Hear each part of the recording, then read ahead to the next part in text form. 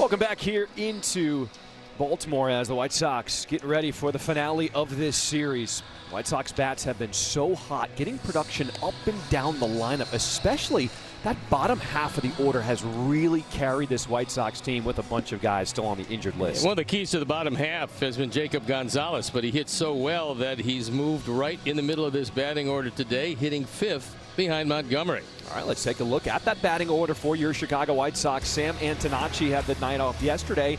He is back leading things off in left field. Miguel Vargas at third, Benintendi the DH.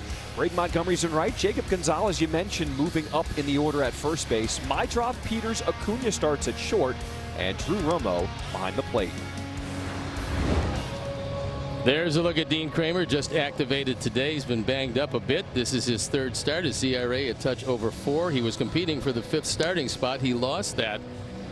Went down, spent some time in the minor leagues. Now he's back. He's been a successful pitcher for the Orioles over the last few years, and we'll take a look at how he's going to use his stuff. The splitter, which is his wipeout pitch, at 42%, backed up by the 4-seamer, the curveball at 14%. The sinker at 11%. His cutter used to be his predominant pitch. These days, not using it very much. And the slider, the same deal. So he's not overwhelming, but he is a strike thrower and usually tries to get ahead with strike 1. So we'll take a look at the defense for the Orioles. It's Ward, Tavares, and O'Neill in the outfield left to right with Alexander, Henderson, Holiday, and Mayo in the infield. Adley Rutschman's got the plate. We told you about Dean Kramer. All right, we are ready for baseball. It is sweltering hot. You saw the temperature on the field, over 100 degrees. It is hot. It is humid. As here is the weather today. Kramer ready. First pitch on the way as Antonacci takes it. Strike 1.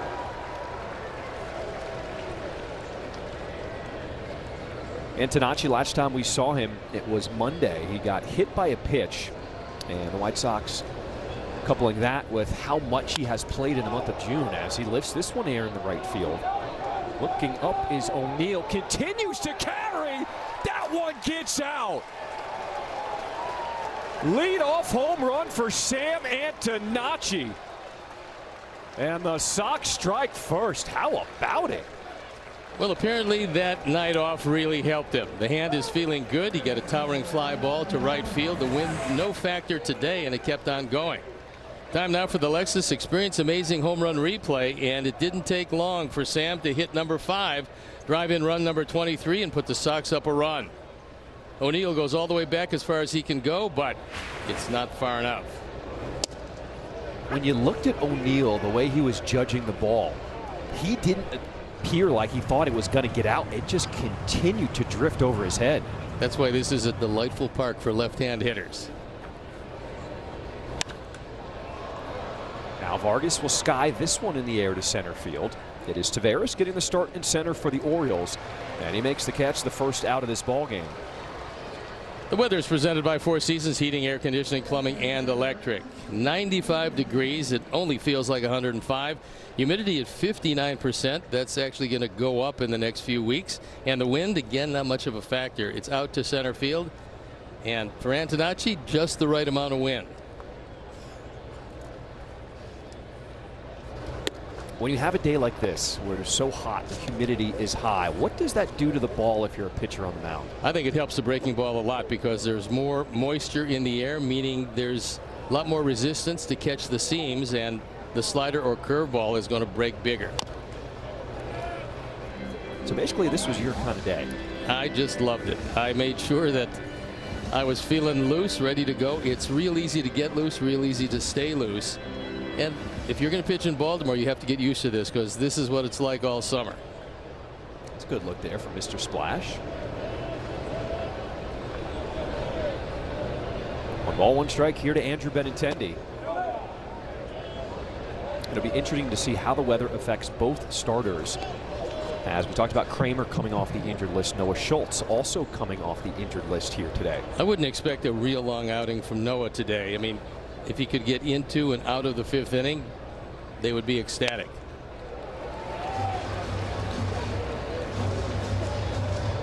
Then he had 3 hits and a walk last night, so it's a good night for him.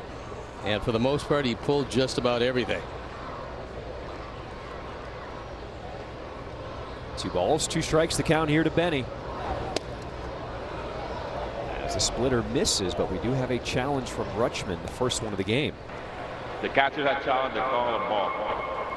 ABS, powered by T-Mobile. Let's take a look. Got a piece. Returned by the Sox. The call overturned. It is strike 3 on Benintendi, and there's out number 2.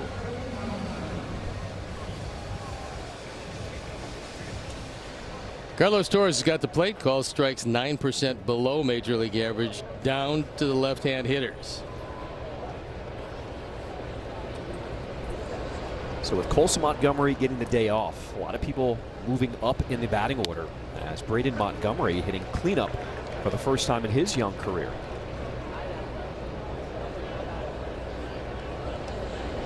One for 6 the first 2 games of this series against the Orioles with a double.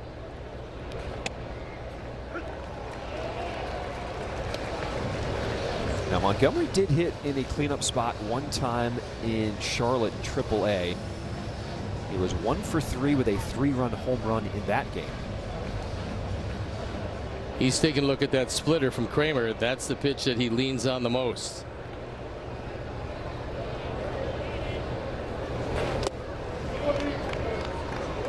There is that splitter that he buries in the dirt.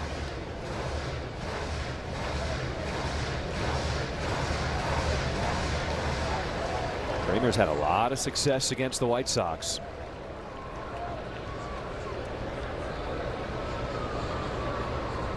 One, 2.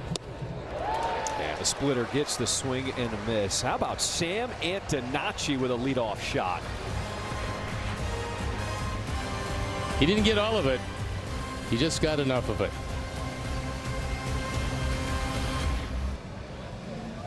Of Major League Soccer. Here's Larnach for the Baltimore Orioles. Gunnar Henderson, 3rd straight game he is hit at the top. Looks like he's starting to get back on track. Adley Rutschman hitting in the 2-hole. Taylor Ward, Pete Alonso, he has offensively carried this team so far. Mayo, O'Neill, Taveras, Holiday, and Blaze Alexander rounding out the order. There is a look at Noah Schultz. He's on for his 9th start. ERA just under 6. Only thing you worry about, because he hasn't been around very much in the major leagues this year, is you worry about command and all that adrenaline rush that he's experiencing. So the sinkers first, backed up by the 4-seamer and the sweeper with a cutter and a change occasionally. Keeping the ball over the plate is going to be a challenge today. If he doesn't, it's going to be a good day for Baltimore.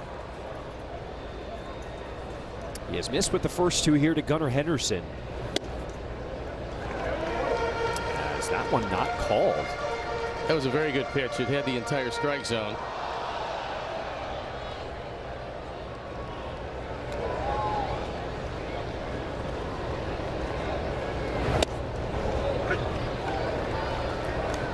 The stuff for Noah Schultz, it's never been a question, but it's about having the confidence to know that it does play in the zone and being able to be throwing enough strikes.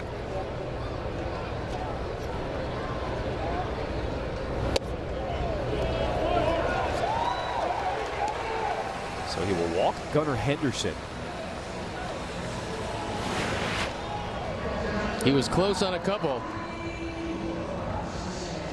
but not close enough. Reinstated from the 15-day injured list today with right knee patellar tendonitis. It was something that flared up in the last inning of his last outing in San Francisco on May 24th. It's an injury that he has dealt with in the past. So I talked to him and he said it was easier to come back from this because it wasn't as serious and he had already gone through a similar rehab routine.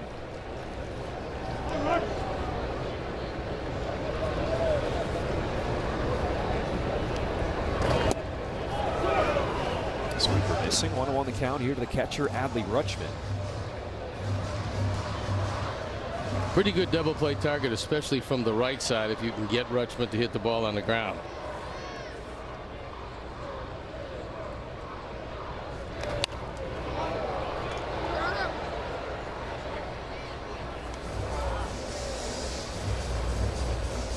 The baseball savant.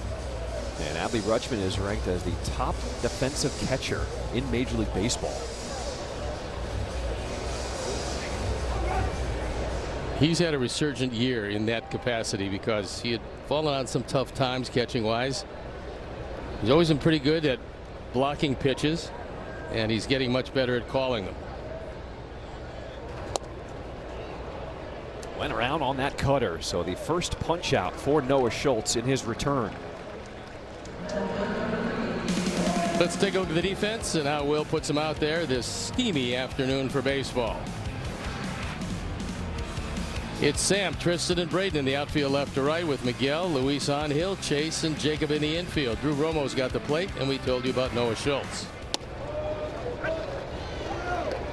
There's a real excitement having Noah Schultz back in the starting rotation because since he's been gone, the White Sox have been trying to get creative to fill that spot. And now with him back, it really adds some stability to that rotation going forward. Well, he's one of the young hopes as far as this team is concerned, and if he can stay healthy, the stuff will play in the major leagues. When he gets it over the plate, he's really tough to deal with. I'd be a little concerned about Alonso today. Taylor Ward grounds this one to third. Vargas will go across the diamond and just get Ward by a step for out number 2. Wise choice by Miguel. It was a chopper, a slow developing play. You think about 2, but you're not going to get it, and he pours it across. Gets Ward by a full step. Henderson's got good speed, and if you go to second base and don't get him, you open this inning up. Here is the big bat in the lineup you talked about, Pete Alonso.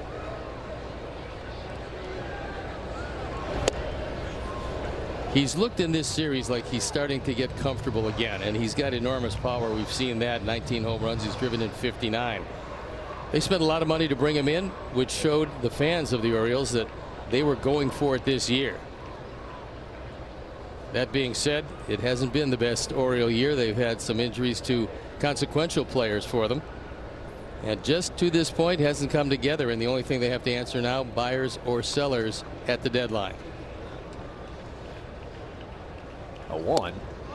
Just think where they would be without Pete Alonso right now, because those 59 RBI at his 3rd best in the American League. So he has been producing when given the opportunity.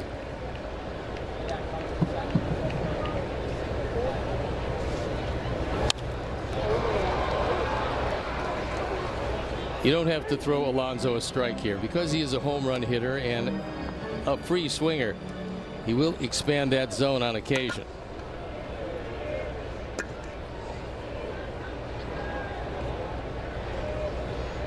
Schultz looking to work around a leadoff walk, and a changeup gets the swing and a miss from Alonso. 2 punch outs in the return for Noah Schultz. 2026 Ram 1500 Crew Cab models. Welcome back. It's time to take a look at the lines to watch presented by Circus Sports. Sports betting the way it should be. We take a look at the odds for the total runs scored between both teams. Over under today, Steve, is at 10. Well, I usually go with the over. Today I'm going to be a contrarian. I'm going to go with the under. Ooh. And one of the big reasons is that the Sox bullpen lately has been absolutely lights out. Nobody is scoring on them. Doesn't matter who they bring in, they get the job done, and that's one of the reasons why the Sox are on a pretty good streak. One man who has been producing and driving in runs, this man at the plate, Jacob Gonzalez. He was called up as the replacement for Munetaka Murakami, who went on the injured list. Had a slow patch. He was 0 for 28 middle of June, but man, has he picked it up over his last 6 games.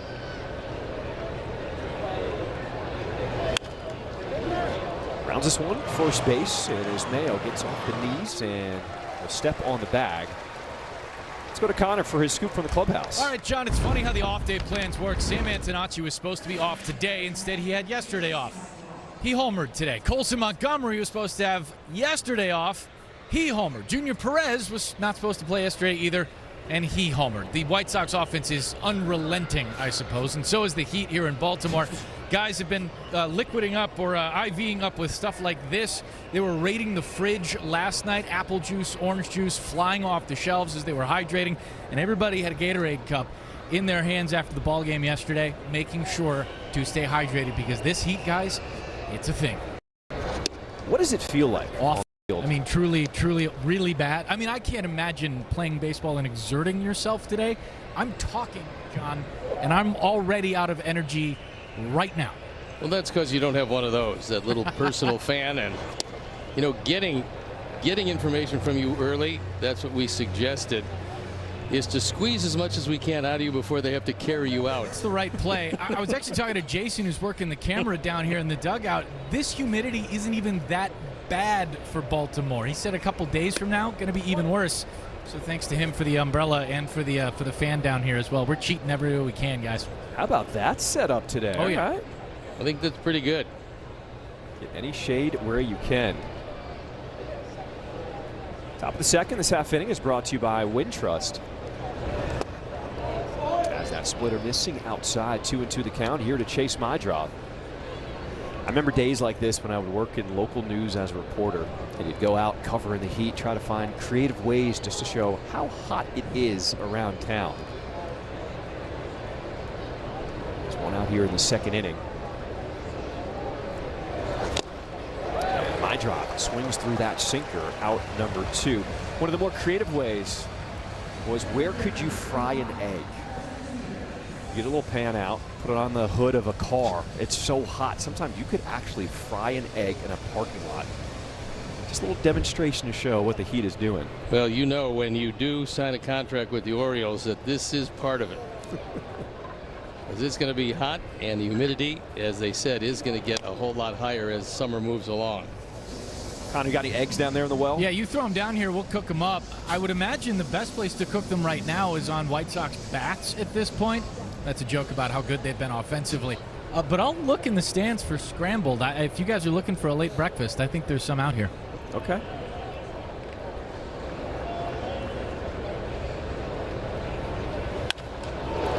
Tristan Peters lines this one to center, but Taveras with a good jump and a slide to end this top of the second inning. White Sox retired in order, but lead it 1-0.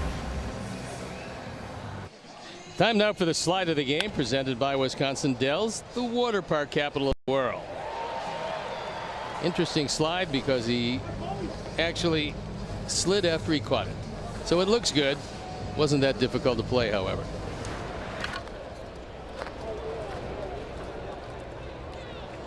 Second inning of work for Noah Schultz. He walked the first batter that he faced in the first inning, but then he settled down nicely. 10 of his last 11 pitches to close out that inning were strikes. What I like about today is most of the time he is missing, he's just barely missing. So he's around the strike zone with just about everything.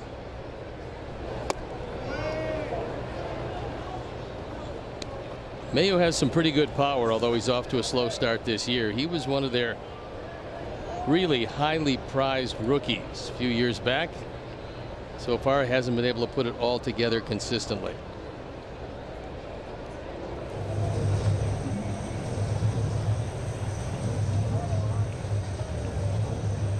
I would say one of the more difficult positions to be in today is the home plate umpire.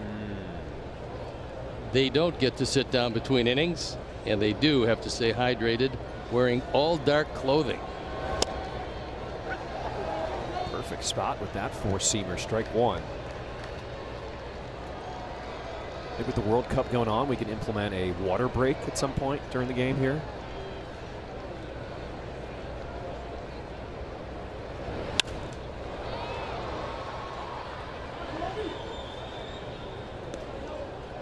About the struggles for the Orioles. They come in a season worst 9 games under 500 right now, and it was a struggle. Last 2 games we've heard some boos here from Orioles fans, unhappy with the product that they're seeing. On the ground it is Acuna at short, and he makes the play to start this home half of the second.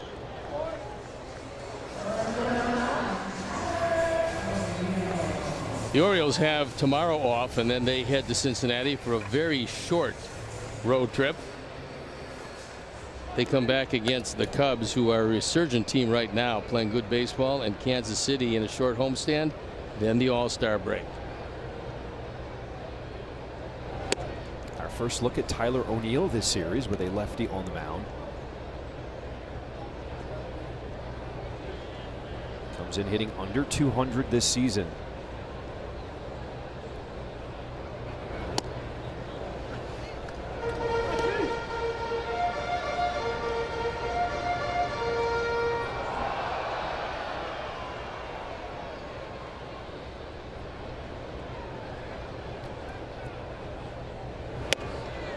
Yes, he did. Commits there for strike 2. The veteran O'Neill had a breakout year in 2021 with St. Louis, 34 home runs. Backed it up with Boston with 31 in 2024. Power really has never been a problem for him. What has been a problem is staying healthy. Just about the time it looks like he's ready to take over an everyday position and show the kind of power that those numbers you mentioned would indicate, he winds up getting hurt and spending some time on the injured list. And to your point, those 2 seasons where he hit over 30 home runs, the only 2 seasons where he's played over 100 games.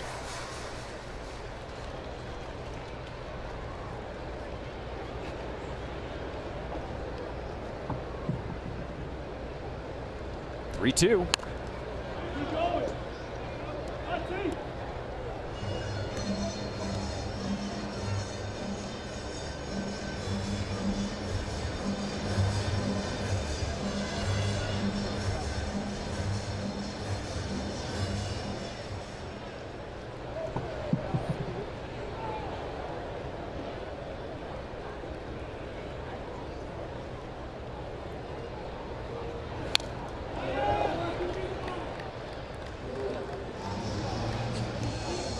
The 3 rehab outings for Schultz.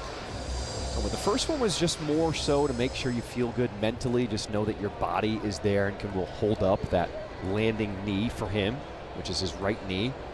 Second time worked on some more game stuff, and his last outing, he said, it was basically as close to a regular season performance as he could get. He will lose Tyler O'Neill, second walk he's given up today.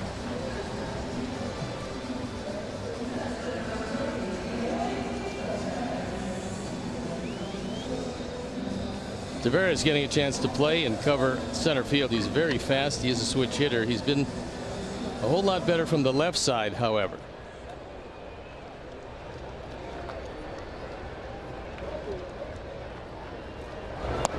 Shows bunt. And they peel to first. That is Nate Tomlinson said he did pull it back, so ball 1.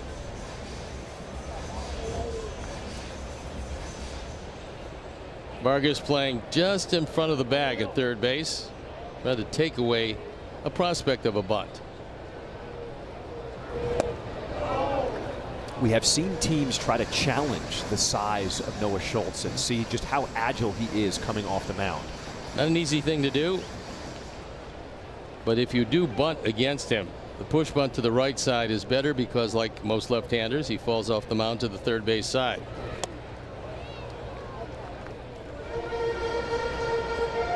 A lot of arms and limbs coming at you. As Noah Schultz, 6'10" on the mound, but really for his age, a really good job controlling his body.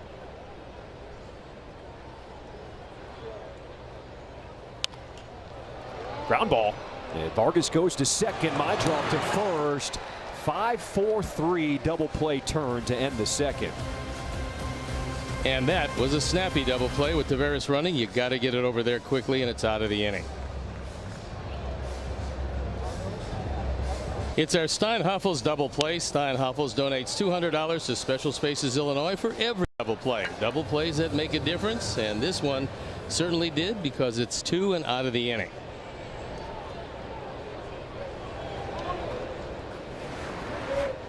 Top of the third inning we go. White Sox with a 1-0 lead. This half inning is brought to you by Hyundai.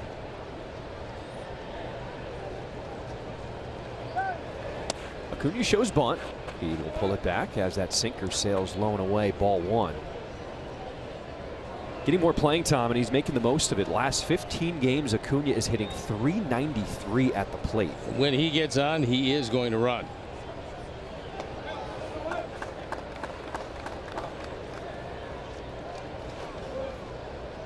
You're not going to see Kramer fall behind 2-0 too often.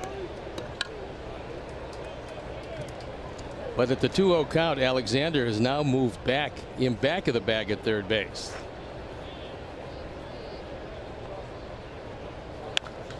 Hits it hard, and it is at Alexander as he makes the play on the hot shot. One down.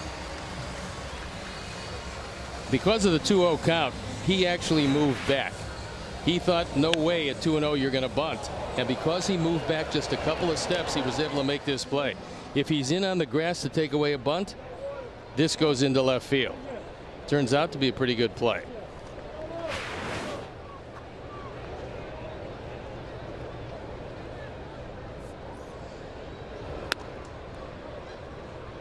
So Kyle Teal gets the day off, and Drew Romo the start behind the plate.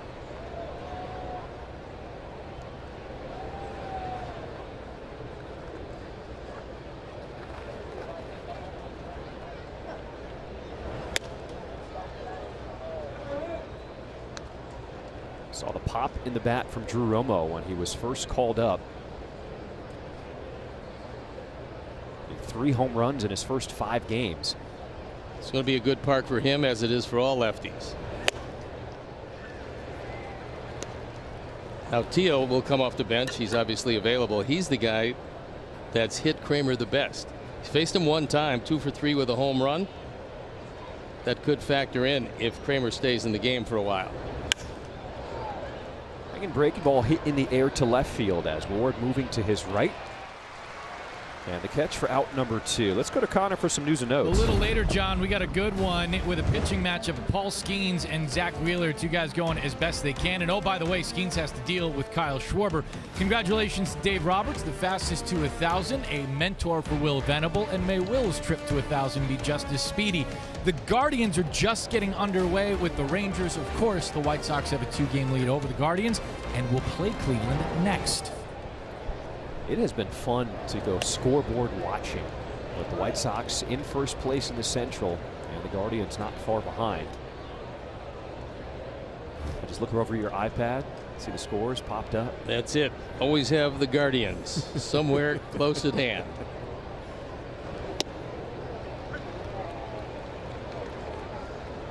Sam Antonacci popped one to start this game, giving the White Sox a 1-0 lead.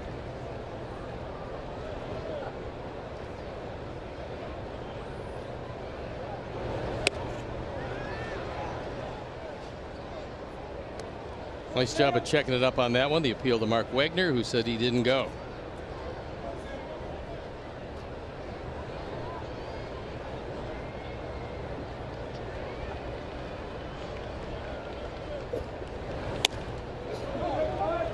It's been fun to see the development of all the rookies so far this season. Antonacci was a guy who came up known as, I'll get hit by a pitch. I'll just do whatever I have to do to get on base. Now we are seeing some pop out of him as he launched his 5th home run of the season.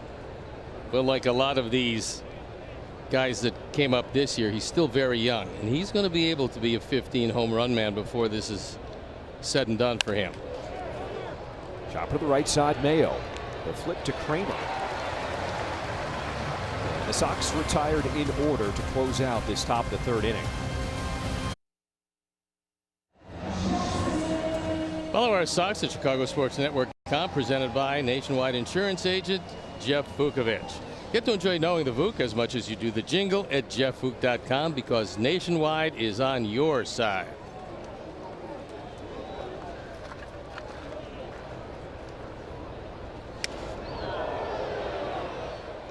Up and in to start the at-bat here to Jackson Holliday with 8-9-1 to the plate for the Orioles.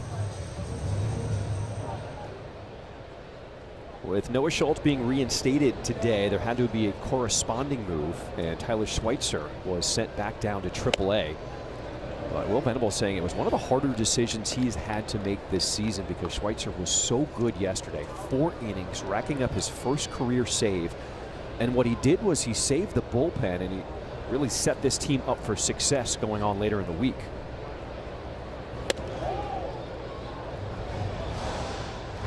Not an easy decision, right? Guy gives you 4, finish out a game.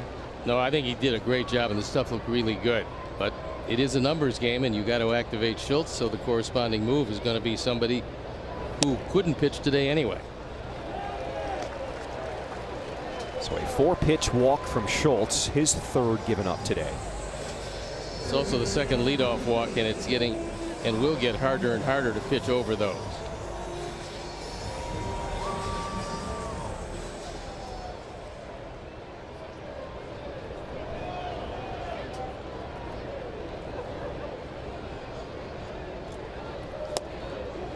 Alexander has been one of the biggest surprises of the season with his batting average over 300.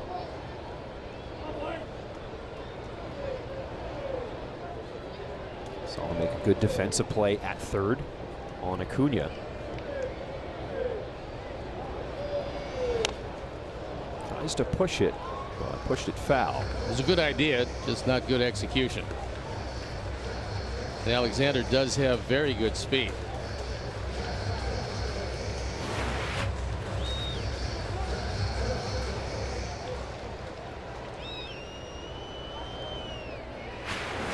Not quite enough contact.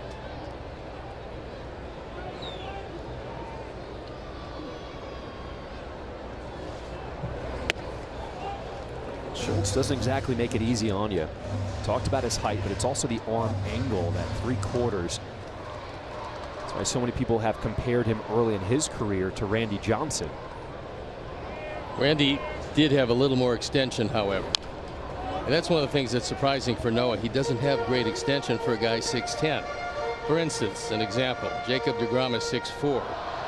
But because of his extension, he pitches like he's 6'7".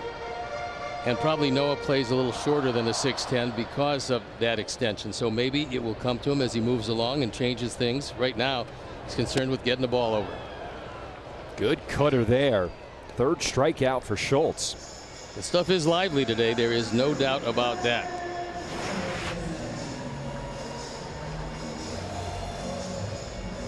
He cuts it on the outside corner, and Alexander, who thought about a bunt, probably thinking he should have gotten that one down.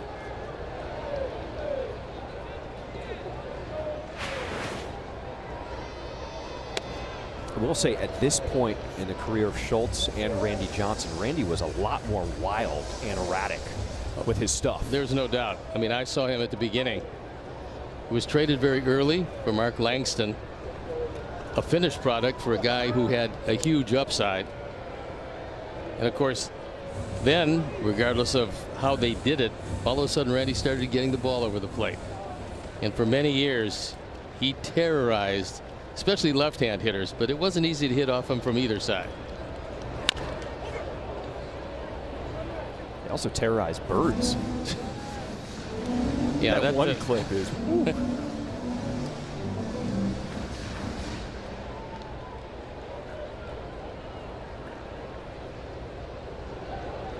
You see the numbers for Noah Schultz, first time through the order. Nothing but 3s.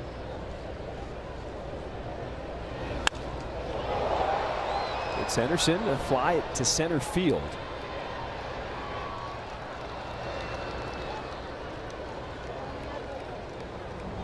You talked about the formula to start it. If Schultz can be around the plate, he can be effective here against the Orioles. If he stays around the plate with most of his stuff because of how good his stuff is, and not only the life on the fastball, but how good the cutter is, how good the sweeper is, he could win a lot of games in the major leagues. The key will be limiting the walks and getting ahead of hitters, which is pretty much for every pitcher. Slow roller to my draw. As Schultz once again works around a leadoff walk to close out this. This memorable moment is presented by Prevagen, and it comes off the bat of Colson Montgomery, who just killed one. 440 feet onto Utah Street, and that was a blast. Since Camden Yards opened in 1992, that is the 137th ball that has been hit onto Utah Street. And because it is so rare and so special, they mark every single occasion where the ball landed on the street.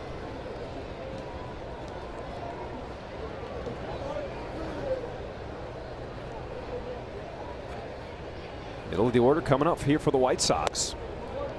And so when that ball landed last night, someone went over there quickly and marked it, and here it is.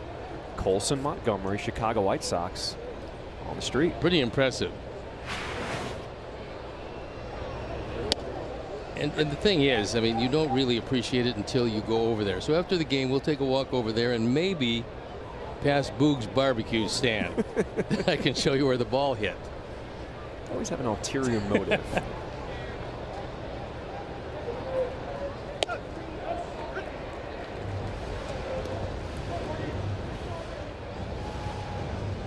It's never easy facing Dean Kramer.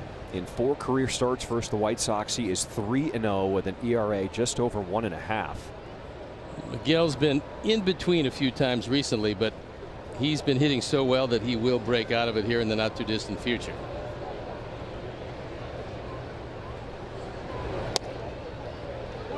By in between, I mean you're a little tardy on the good fastball. You're a little out in front of the good breaking ball, but he's had such a good year that you figure he's going to start getting on just about everything as he's been doing the better part of the last month and a half.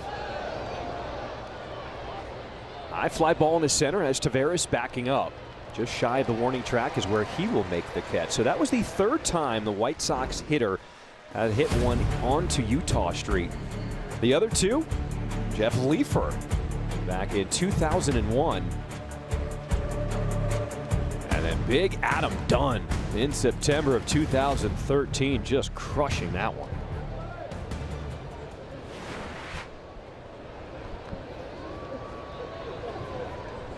All time here at Camden Yards.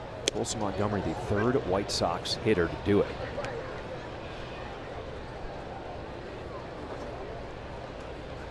It's always cool when a ballpark has something unique like that. I think San Francisco,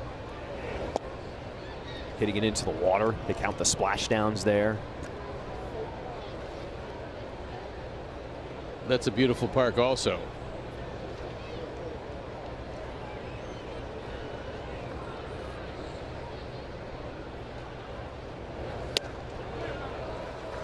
But the key is, just like in San Francisco, it can't trickle out onto the street. It has to hit the street on the fly. Just like San Francisco, it has to hit the water on the fly.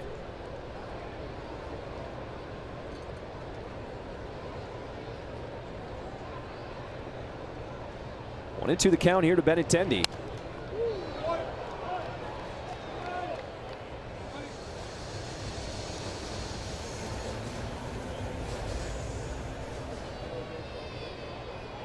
Taveras is playing just a little left of center, which is unusual for Benintendi, who loves to pull everything. Pulls this one on the ground, and it is Mayo with the flip. 2 down here in this top half of the 4th. This half inning is brought to you by Toyota.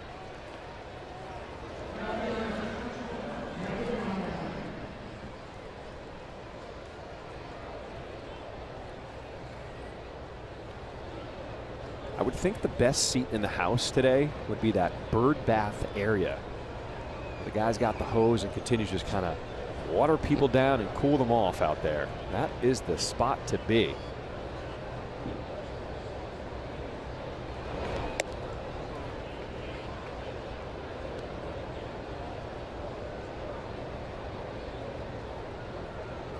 He's got the floaty around his waist.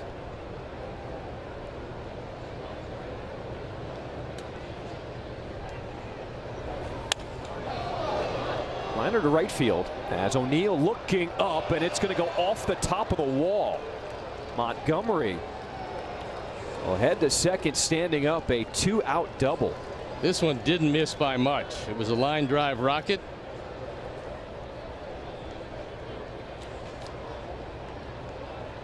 He wants to take a look at it. I think Will thought it did leave the ballpark and then bounce back in.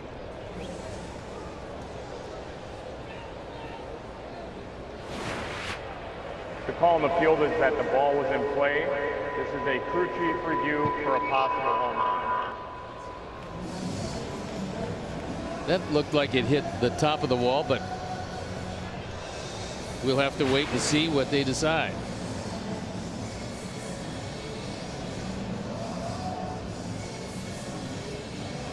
Either way, the sponsors win. It's either Elgin Hyundai or going to be a Lexus.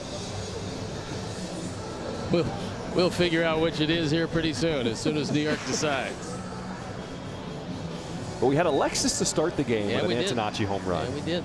Then 11 in a row retired until this double or a home run by Braden Montgomery.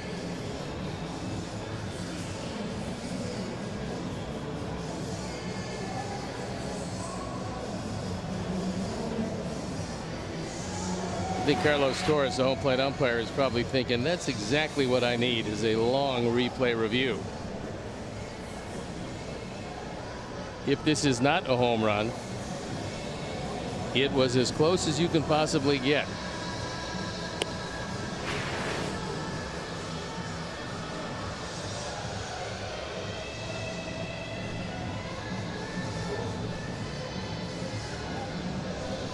This one taking a long time. It is that.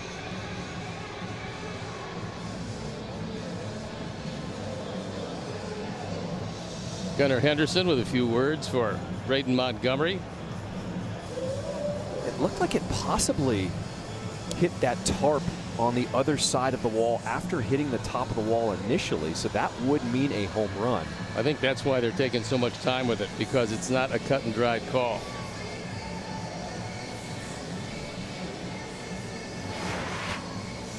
Here it is. So it goes off the top of the wall, but does it hit something after?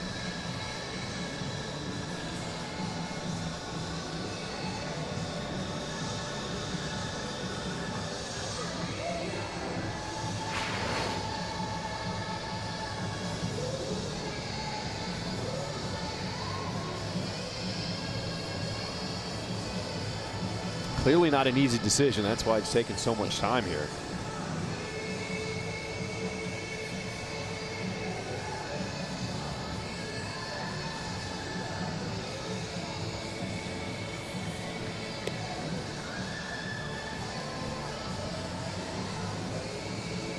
Call on the field stands, ball's in play. This double is brought to you by Elgin Hyundai, home of the 20-year, 200,000-mile double warranty. Good solid swing. Braden hit it hard. Unfortunately, maybe another couple of inches high, and it's a 2-0 game. So the second hit for the White Sox, both for extra bases, and his 7th double of the season.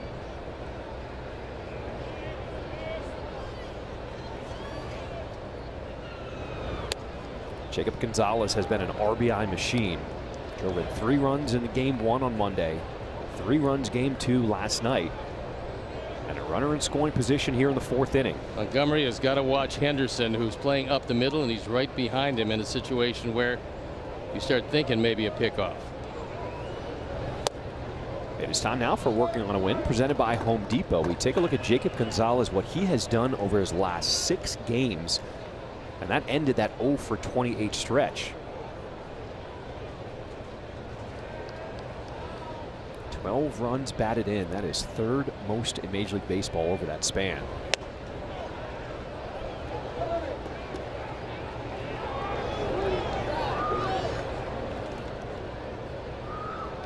I give Jacob the 3-0 green light here because it's righty-righty with Meidroth in the on-deck circle.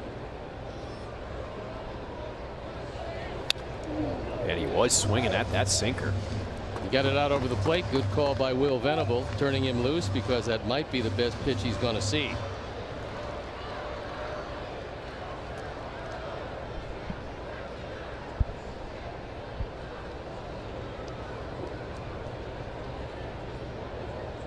Still a good hitting count.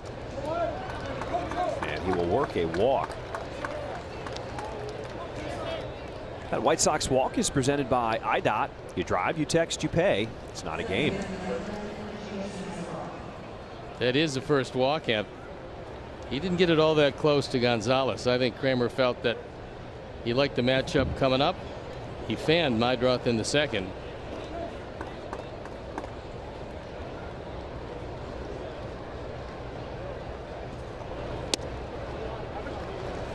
lot of incentive from the brain trust to have success against Dean Kramer today. Will Venable and Derek Shulman, the hitting coach, both said that no matter what team they've been on, they have not had success against Kramer. That is how good he has been in his career. As Mydroth slashes that one to right field, an all-out dive by O'Neill will rob Mydroth and keep this a 1-0 game. What a catch.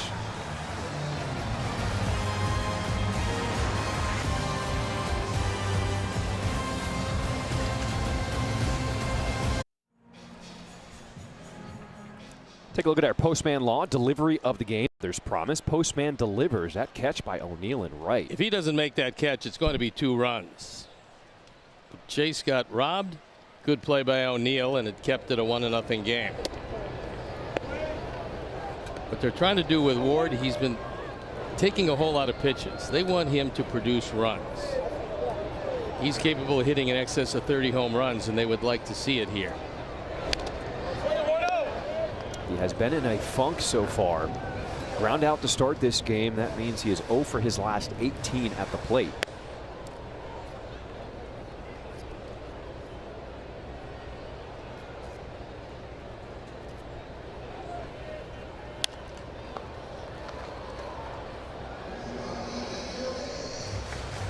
Three innings in the books for the return of Noah Schultz. What have you thought so far? I thought the stuff is very good. And the 3 walks is something that he's going to get better at as he gets a few more starts under his belt. But they're not squaring him up very much. No, they are not. Punch out number 4.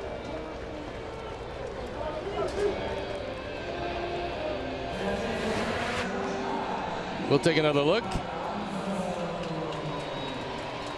Although Romo wanted it on the inside corner, that one very effectively away.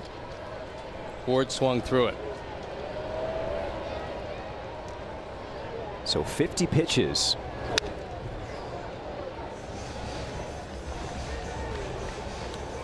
And we know that there is a limit. I mean, I don't think he threw a complete 4 innings in any of the 3 rehab starts. So they're going to keep him on a fairly short leash. But so far, the stuff has been overwhelming. He did go 4 2/3 his last time out.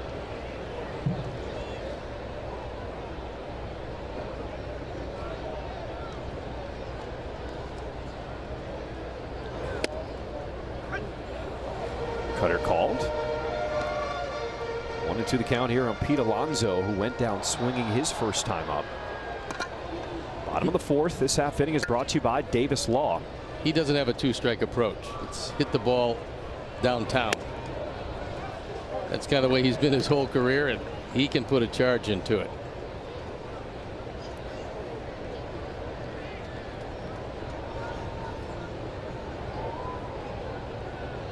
Strikeout to start this frame for Schultz. 2-2. Appeal to first. Nate Tomlinson said he did not go around. If you're Schultz, what are you thinking here in a full count? I'm thinking fastball away. See what they decide. Sweeper, and Noah Schultz showing a little fire. Back-to-back punch-outs. He was happy with that pitch. It was off the plate, but it left his hands and looked like a strike. Right up until then, we've seen Alonso swing at a whole lot of those in this series. Great late movement. For a young man who is very calm, mild-mannered off the field, you love to see the emotion and the passion on the mound.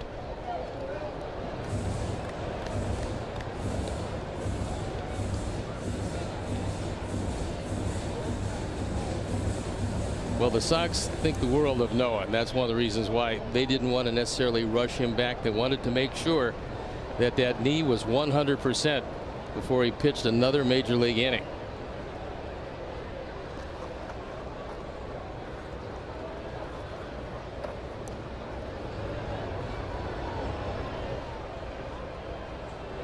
He is working that gum.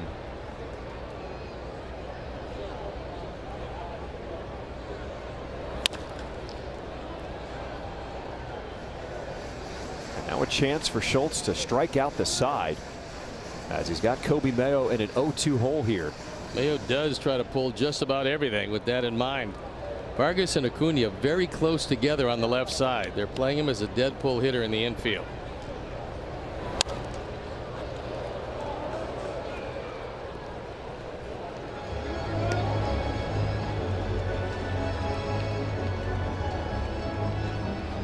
Schultz, the former first-round pick by the White Sox in 2022. He is just 22 years old. 0-2.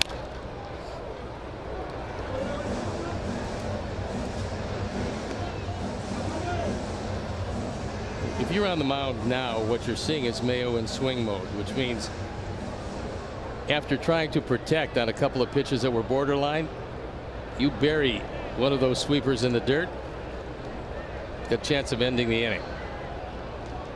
0-2 pitch. Is ripped but foul. Yeah, that was a fastball that he had a very good swing on.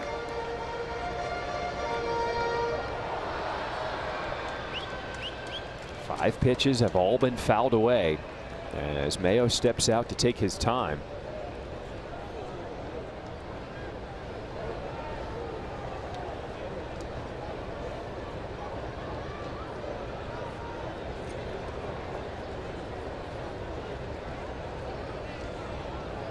Here's the 0-2 again.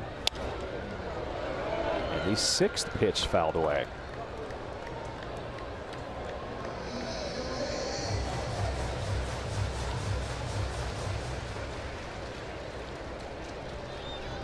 Schultz not giving in this battle.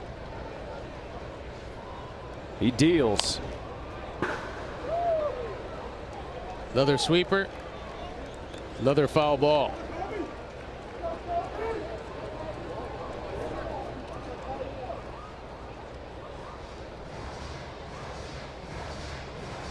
Mayo's a big guy, 6'5", 230, a product of the Oriole farm system. Fourth pick in 2020. Here's pitch number 8. Got it by him as Noah Schultz strikes out the side here in the fourth. Went to the changeup and completely fooled Mayo. How about that one? Way out in front, perfect pitch.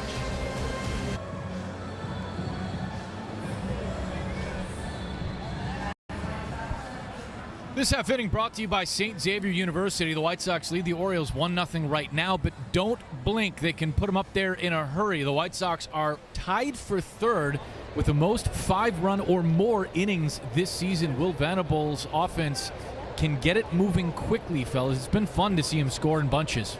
That 7-run third inning last night, breaking the game open as Tristan Peters delivers this one into right field, a single to start this 5th inning.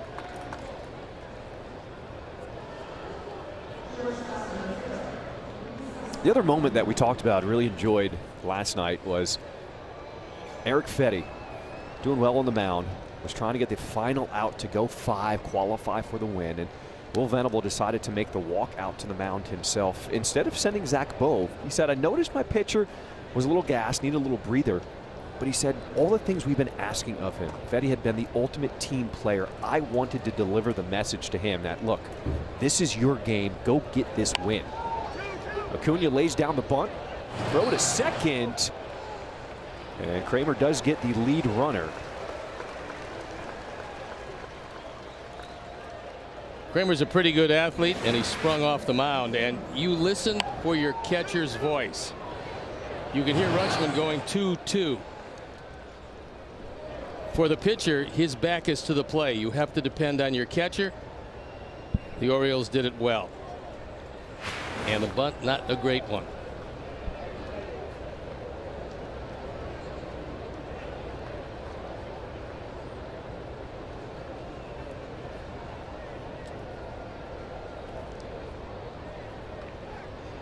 And Will admitting us before the game, it wasn't so much a conversation he wanted to have with Fetty. It was more just a sign of respect to show him, like, hey, we believe in you. We trust that you can get this final out.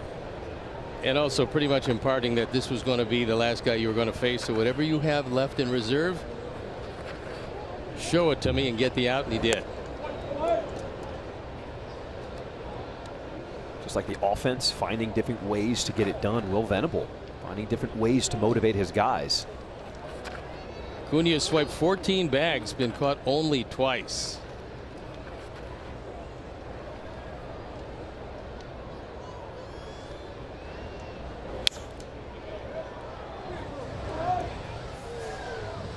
Drew Romo, bottom of the order. He is 0 for 1 today. A fly out to left his first time up in the 3rd inning. As the lone run for the White Sox was the leadoff home run by Sam Antonacci.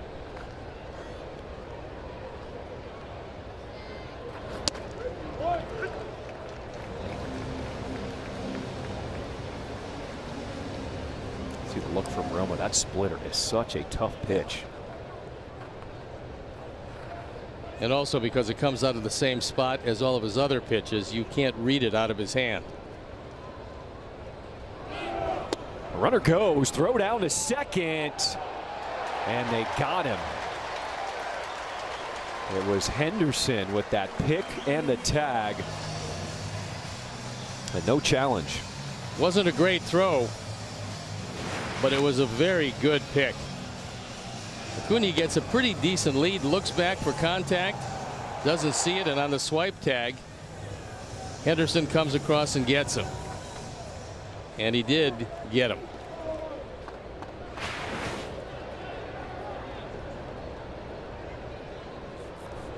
Little no-look tag at second base.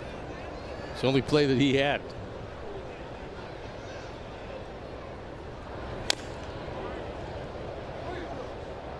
It does appear like Gunnar Henderson is starting to come back into form.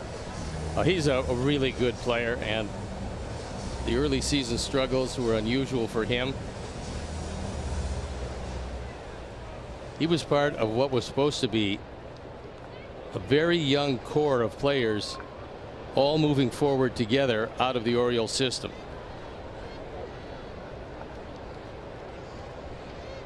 Two balls, two strikes. How about the plays made last night by Henderson? He had a great night, and this one was just outstanding. Guns it across, gets Vargas by a half step, bidding for a run batted in. It was not to be. And the only question there, did Alonso stay on the bag long enough? And they checked. They went to New York, and he did, and he was out.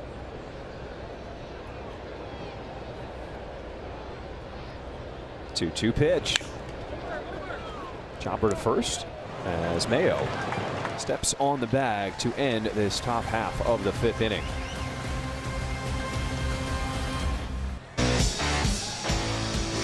Over the last 50 years in Major League Baseball, only one has been better than our guy Steve Stone in terms of most single season wins. It happened right here in Baltimore, that magical season in 1980. We were at breakfast this morning, and somebody came up to us. It was you, me, and Connor. And the guy looked at us, and me and Connor was like, you guys aren't even old enough to remember. Like, yeah, we've seen the videos. We knew what Steve Stone did here back in 1980. Who can remember back that far? 37 starts, 9 complete games, 250 and a third. It escapes me. Can't, but it does seem like another life, and it was a different ballpark. It was old Memorial Stadium, which they've taken to the ground. They built themselves a palace here. This is a very good-looking ballpark. The Orioles, a completely different organization than they were. They thought they were on the verge of building it all with all these young guys, but so far they haven't come together quite as they expected. You also had a stacked rotation that season. We did that. I mean, Jim Palmer had 3 Cy Young awards. Mike Flanagan won in '79. I won in '80. So 5 on a team, and we only carried 9 pitchers most of the year. 5 starters, 4 relievers. And that's the way Earl Weaver wanted it. And I talked to other guys who played against Weaver, and what they said was, we watched how many pitchers Earl took north with him. When he took 9, we knew we were in trouble because there were 9 guys who could get people out. Today there's 13 of them. Uh-oh, this is a deep shot back to left field. And we talked about it. When Tyler O'Neill is healthy, he can send them a long way. His 3rd home run of the season. And we are tied here in the 5th.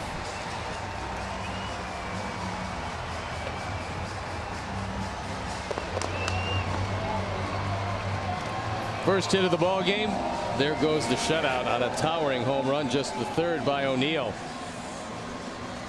And this is a sweeper that didn't quite get inside. 2 home runs, 1 by each team, all the scoring. So there goes the no-hitter for Schultz.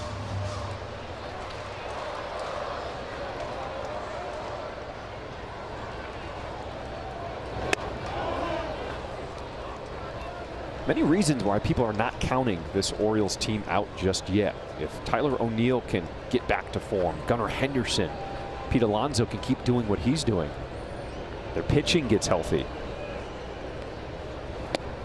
Well, the talent is here. However, it is a pretty tough division, always was, especially with Tampa Bay going back to their own ballpark instead of playing in a spring training facility. They once again have a huge home field advantage. Then you factor the Yankees, who have fallen on some hard times but are still very good. And this division is unforgiving.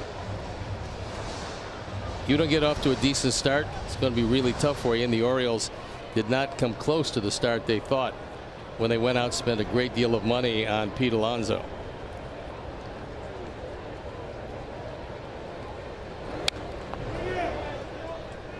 Bottom of the 5th. This half inning is brought to you by Prevagen.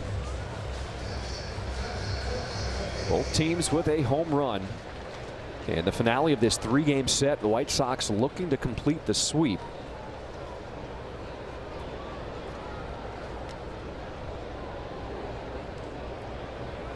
Two. That one, I think, got Romo's mask.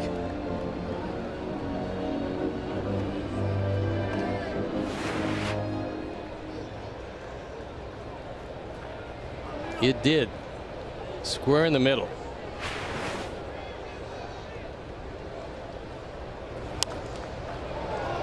Golfed in the air down the left field line. And out of play.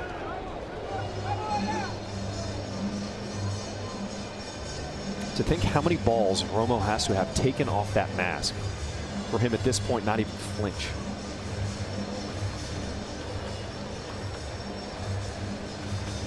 That's one of the reasons why it's a very tough position, because that is startling.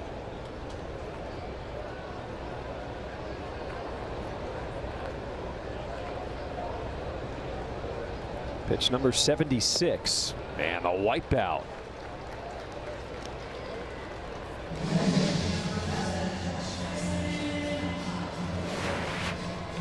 Sixth strikeout. This one down and out of the zone. Now Romo going to the mound to talk with Noah Schultz. 7 strikeouts.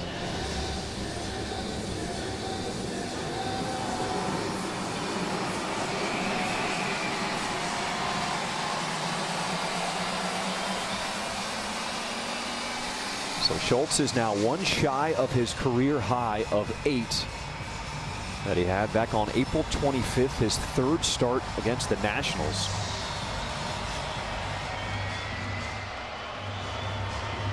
There's Mr. Splash cooling him down.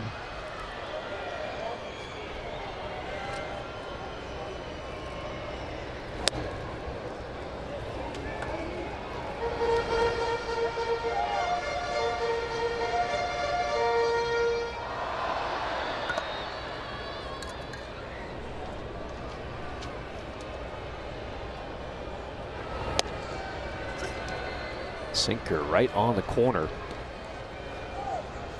1 ball, 1 strike here to Jackson Holliday. He walked in the 3rd inning. One of 3 walks that Schultz has given up today. Holliday was a 1-1, exactly what the Sox have in the draft this year. First player selected overall in 2022.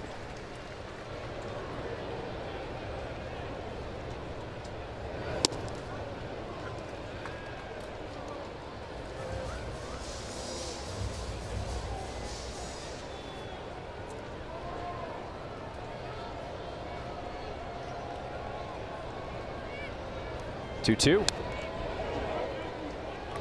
Seen a lot of defensive swings like that today. Well, the sweeper's been awfully tough, and for a left-hand hitter, it's even tougher.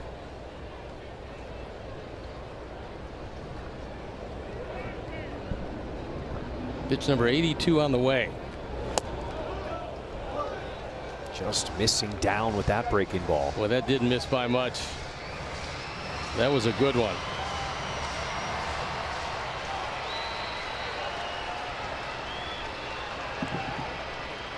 Here's the payoff.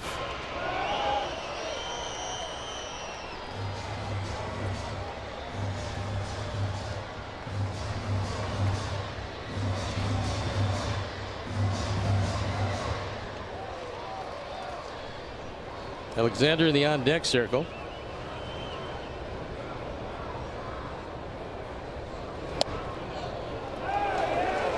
And he lost him, ball 4. It's time now for a message from Law. I'm with Chicago shortstop Colson Montgomery. You're known as Team First. Yeah, I've always worked hard for the team rather than myself. I get it. If you've been injured, my team is here to help. Call 312-6-million. Injury law made personal. That's Ankin Law.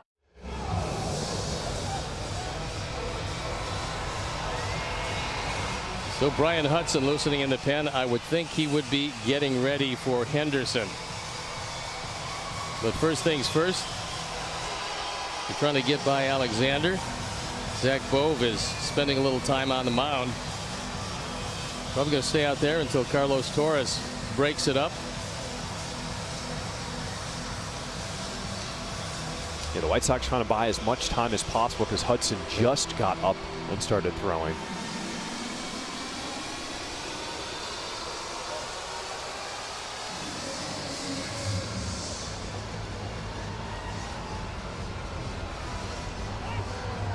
So the 3 batters, Schultz has delivered 20 pitches this inning.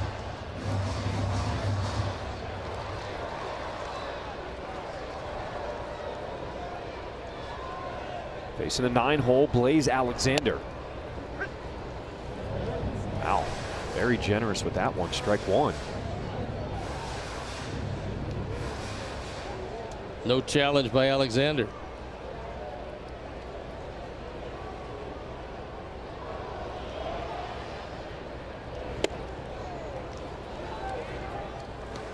So fastball, then a cutter upstairs. What's next in this sequence for Schultz?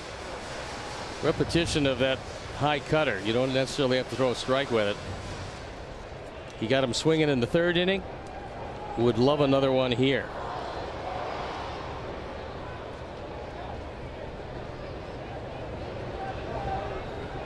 Oh, 2 on the ground and past the glove of Vargas at 3rd.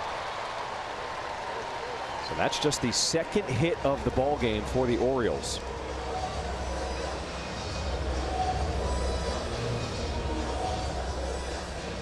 And that is going to be it. So it's going to be Hudson against Henderson. Noah Schultz threw very well here today. He will depart this game.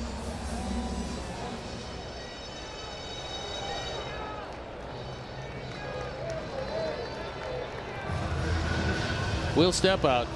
Hudson's coming in a jam. 2 on, only 1 out.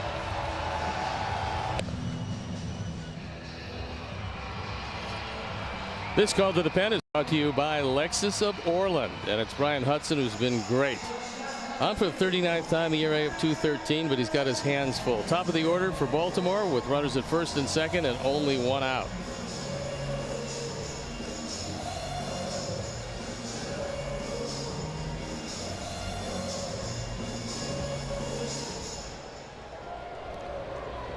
He faces Gunnar Henderson, who is 0 for 1 with a walk today.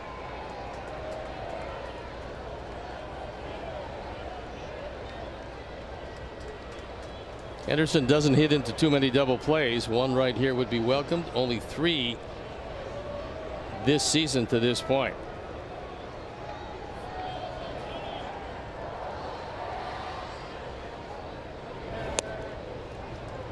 He does have 4 hits in the first 2 games of this series. And the 3rd straight game that he is hitting in the top of the order.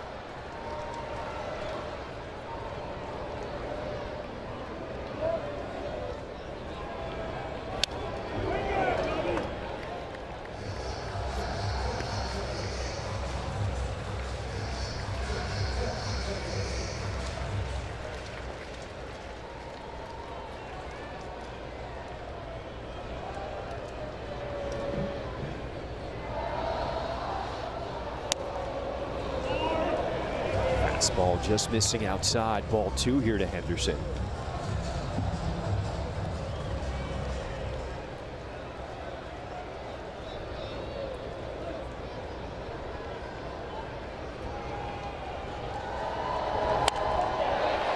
Didn't catch much of it, but it's going to drop into right field. They're going to hold the runner at third as Montgomery gets it back in quickly.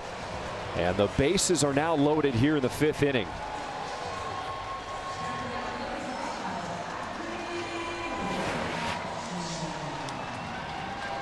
He fell behind, and even though it's a good pitch on the outside corner, Henderson, who's been swinging it much better this last week, dumps it into right field.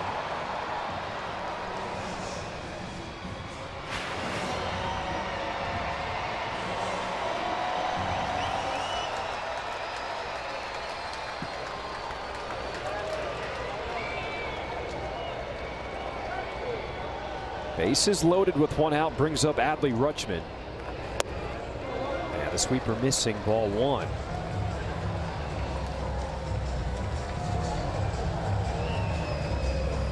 Catchers normally don't run very well. Rutschman, with the bases loaded over the course of his career, has been awfully good. This ball is ripped into left field. 1 run will score. They will hold the runner at third. And the Orioles take their first lead of the game off the RBI single from Adley Rutschman.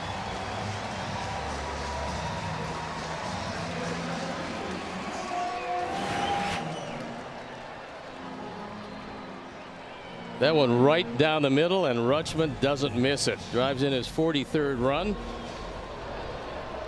And the bases remain loaded.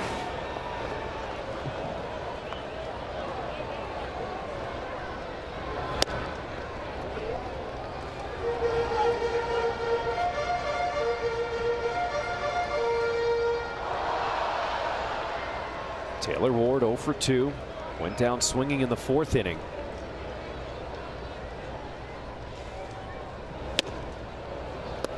We have talked about his struggles as Hudson gets that fastball by him, strike 2. Trevor Richards loosening into pen.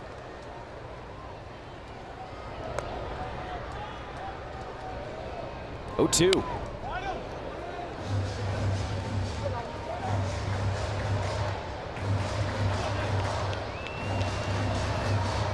Richards probably getting ready for the back-to-back right-handers, Alonso and Mayo. Fly ball right field. Montgomery went back, now comes in. They're going to test his arm, tagging from third. And safe at the plate is Blaze Alexander. He's got the speed. And the Orioles now take a 3-1 lead.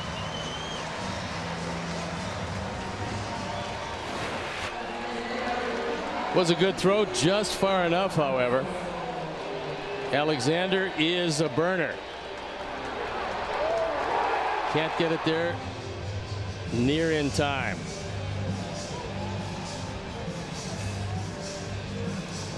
One of the reasons for the short outing for Hudson is simply that Will wants to make sure that he's ready to go as we head to Cleveland after this game. So he will depart. Richards will come in.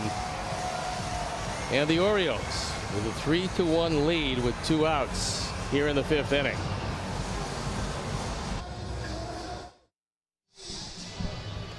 Pre-gaming made easy. You can treat your group to a patio party. Get 2 hours of an all-you-can-eat plus unlimited beer, wine, and Coca-Cola products. For more information, visit whitesox.com/party areas or call 312-674-1000. Trevor Richards comes on for the 20th time. Lately, he's been throwing it very well. He's got a good change. ERA of 3.81. He inherits runners at the corners. A 2-run deficit. And trying to keep it right there.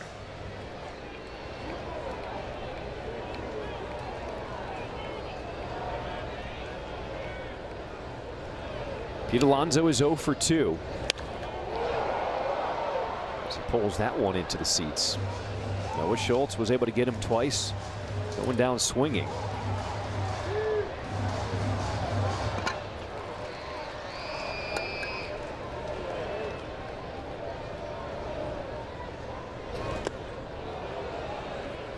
It's the first time the Orioles have led in this series since they had a 1-0 lead in the first inning Monday.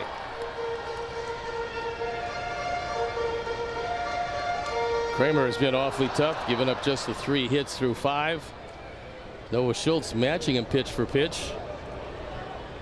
Then ran into some difficulties here in the 5th.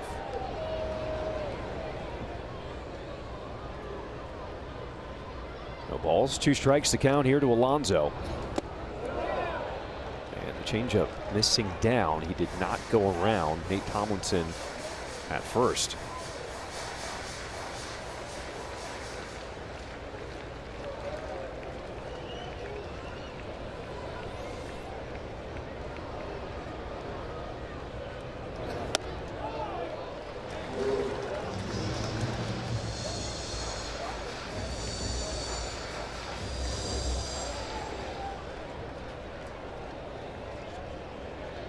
Third pitcher used by the White Sox here in this 5th inning.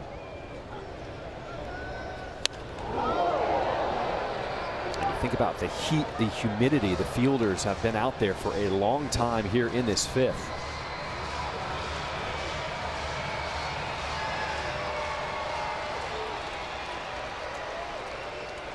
Oh, gotta love that. That one will get away. And the runner will score as Gunnar Henderson makes it 4-1, Orioles on top.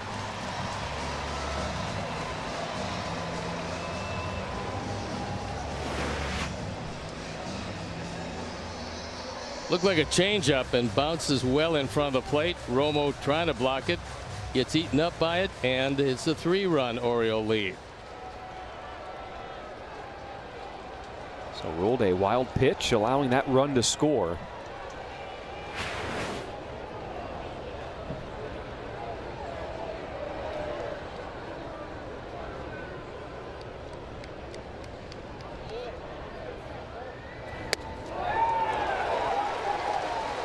And a walk here to Pete Alonso as the inning rolls on.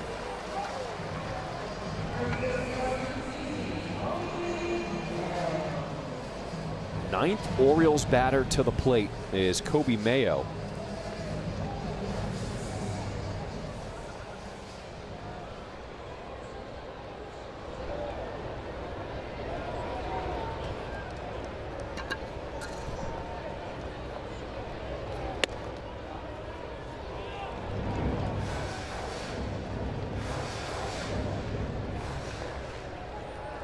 Still manageable if you can get out of this inning without any further damage.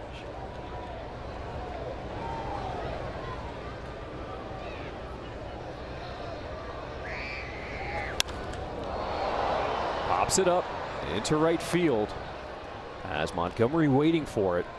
Will end this 5th inning. The Orioles put up 4 runs. White Sox pitchers threw 42 pitches.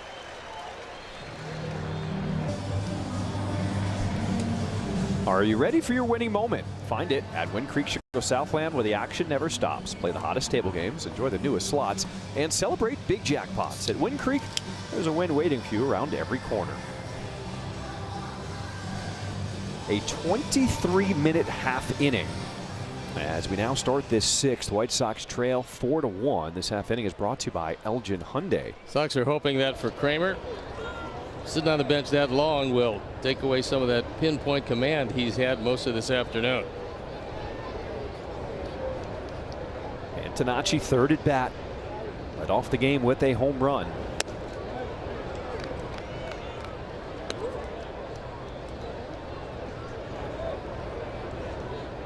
White Sox with just 3 hits. Braden Montgomery double and Tristan Peters a single.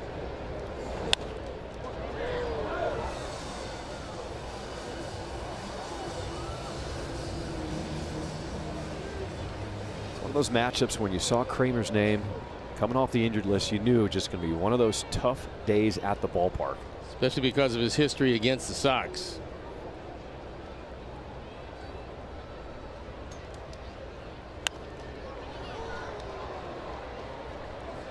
He had been out with a right quad strain since April 20th.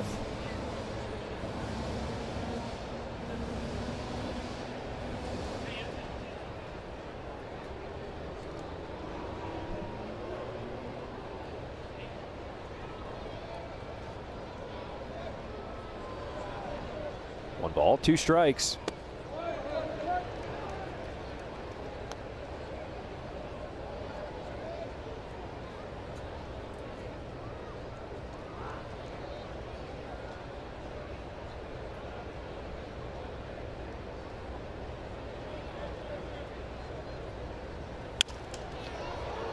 Slashed into left field, and a single by Antonacci.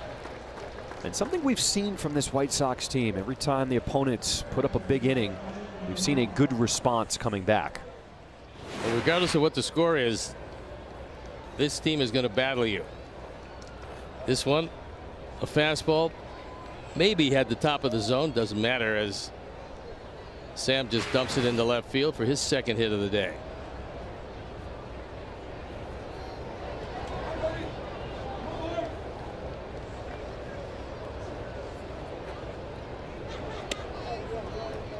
Antonacci played so many games in the month of June, coupled with getting hit by a pitch the other day. White Sox giving him the day off yesterday. Looks rejuvenated today.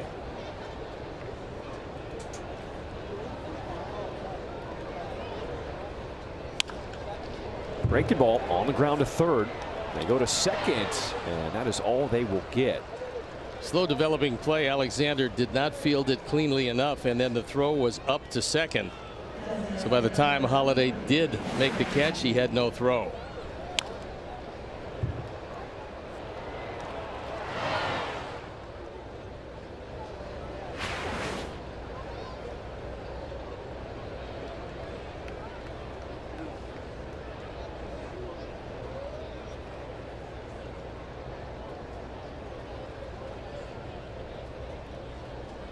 Andrew Benintendi, after having the night off Monday, had a big game yesterday. He was 3 for 4 at the plate.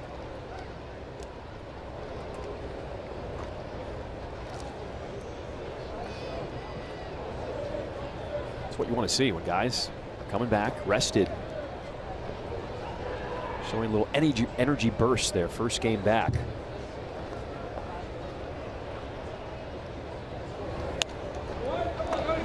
Coming up with the Red Sox, Benintendi probably played in this park a lot because they're in the same division. Very familiar with them, knowing that this is a park for a left-hand hitter you have to love to hit it.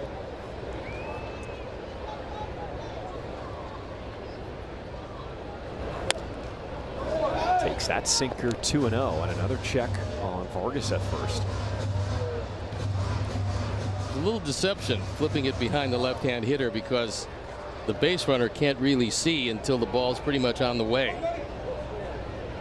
Vargas got back easily.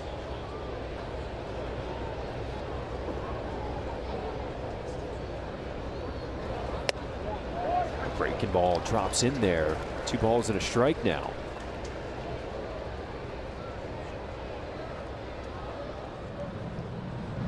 Been up and going. Yenier Cano.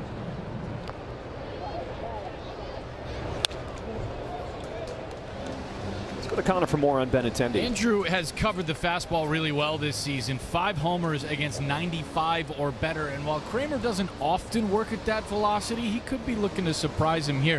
What has helped Benny cover that heat is the amount of rest he's been able to get this season. He says he feels fresh at the plate. Talked to him last night after the 3-hit ball game. Feels good covering that fastball. All right, let's see what he gets here in this 2-2 count. Splitter and another throw behind as Benintendi goes down swinging.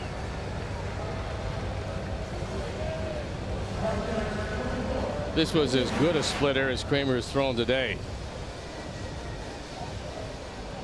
Ball just disappears in the strike zone and had Benny well out in front.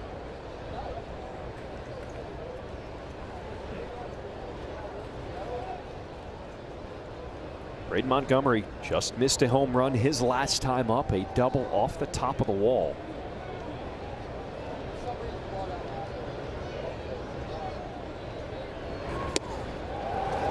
So they start him off with a splitter.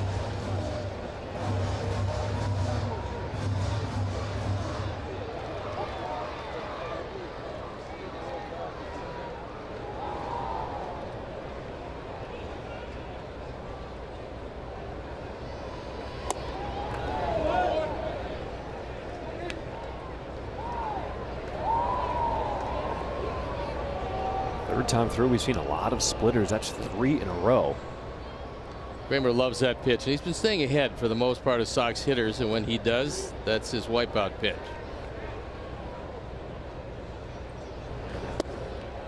4 in a row. It's working. Might as well ride it.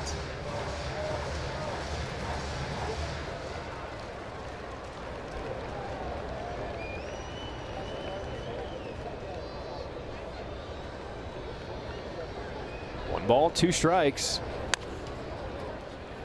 And wouldn't you know, another splitter. Flip to second, and that will end this top half of the 6th inning.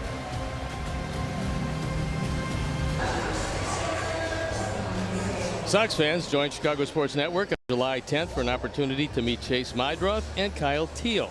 Your ticket includes a meet and greet, a photo with 2 of Chicago's young stars, plus a 2-month CHSN All Access subscription. Tickets are limited, so get yours today at shop.chsn.com/club312.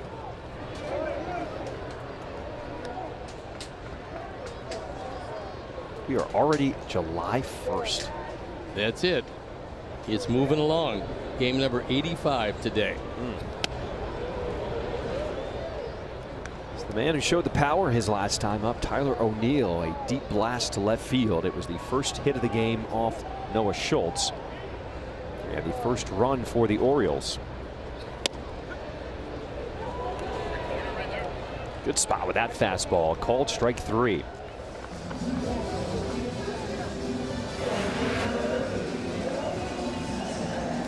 Right where it had to be. Perfect pitch on the outside corner, right around knee high.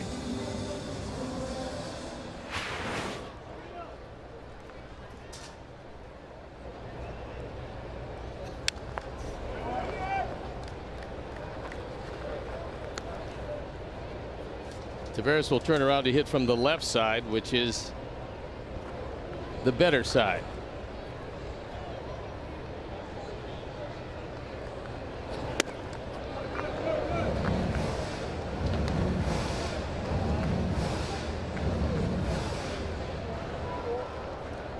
Guardians leading their game 5-1. That game only in the top of the 4th, however.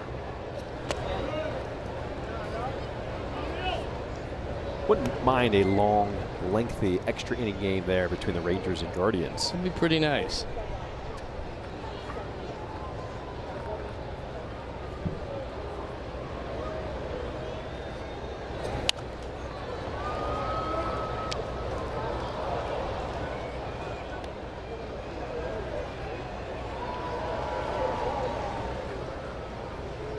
Richard's probably going to be asked to cover as many innings as he possibly can in an effort to stay out of a lot of the back end of the bullpen heading into Cleveland.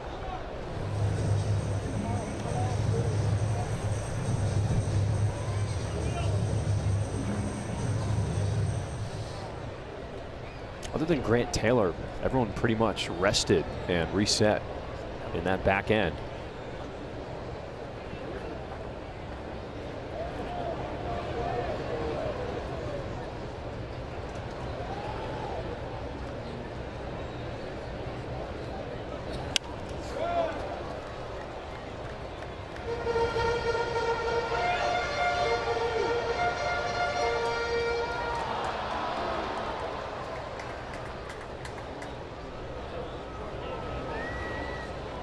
There is the bullpen for the White Sox, trying to stay cool out there. As the fastball missing down, ball 4 to Tavares. Rate is a proud partner of the 2026 White Sox. The Rate app gives Chicago fans an all-in-one wellness app with tools to build financial strength and guidance for fitness and stress management. Feel better, live better, play better. Download the Rate app today. Seen a few Sox fans walking around downtown and around the hotel. Good ballpark, good location to visit. And there it is, the Steve Stone bucket hat on this hot, humid day in Baltimore.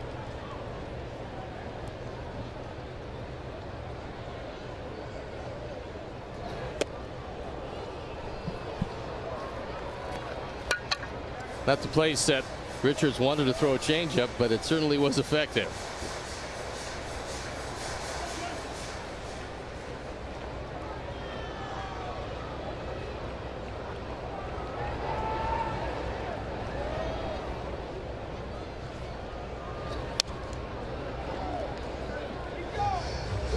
Got that changeup down, but it was fouled off by Holiday. Couple of walks for him today.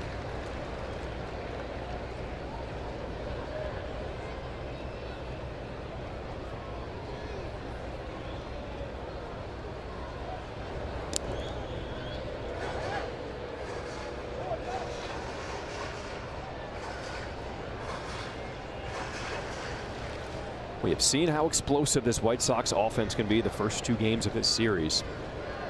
So Richards just has to keep it close. And he misses outside there, ball 1. They're going to need it today, and it's going to come against the Baltimore bullpen. I think probably for Kramer that's about it, as this one just misses off the corner.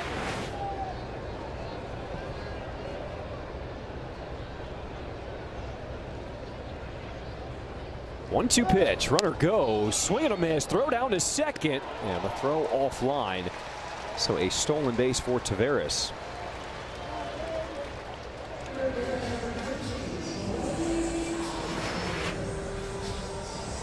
They had a shot at to strike him out, throw him out. Good off-speed pitch. And throw well off the mark.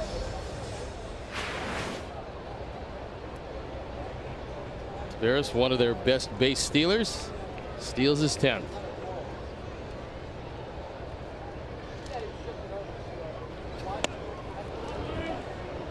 Some good games around baseball today. Take a look at Paul Skeens for the Pirates facing Zach Wheeler in Philadelphia. That could be a monster matchup. Philly's just the 4th team in Major League Baseball to go from 10 games under 500 to 10 games over 500 before the All-Star break. Well, the guys paid to hit the ball out of the ballpark are really hitting the ball out of the ballpark. Don Mattingly has done a nice job since taking over. Everybody realized that that team had a whole lot of talent. They just played inconsistent baseball for whatever reason. Decided a change of the manager would be a good thing, and it's worked very well for them.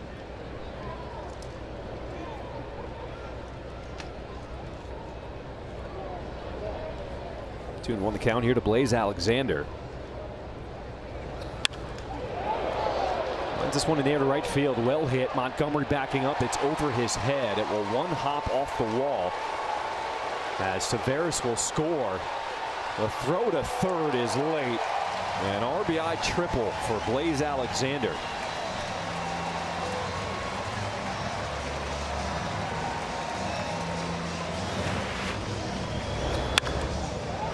High fastball up in the zone, and it really carries to right center field. Alexander with very good speed. The walk, the stolen base, and the triple. It's now a 4-run Baltimore lead.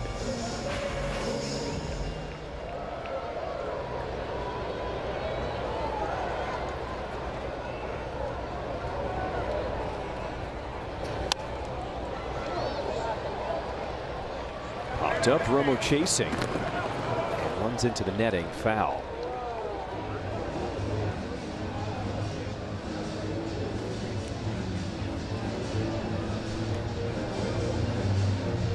Interesting. So there's only 3 other teams that have done what the Phillies have done this year. 2018 Dodgers, 1955 Red Sox, and the 1951 Giants to go from 10 under to 10 over before the All-Star break. You can get hot. Things can change quickly.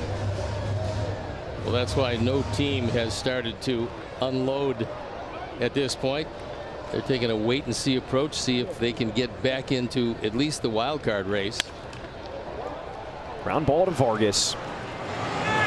Throws over to get the speedy Henderson and end this 6th inning. Orioles add another run and will lead it 5-1. Tyler Wells comes on for the 30th time. His ERA a fine 3.35. He inherits a 4-run lead. Kramer is gone, and he was just outstanding today. 6 innings, just 1 run. That leadoff home run by Antonacci. Gave up 4 hits, walked only 1. That was one of the keys. He fanned 4, and he leaves with a lead.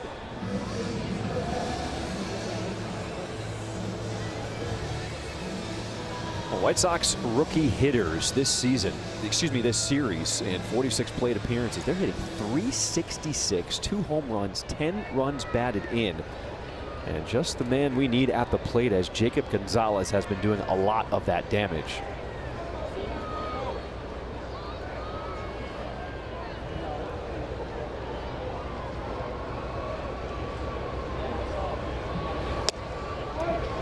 Well, this is probably anybody but Kramer looks awfully good, because Kramer was very tough today.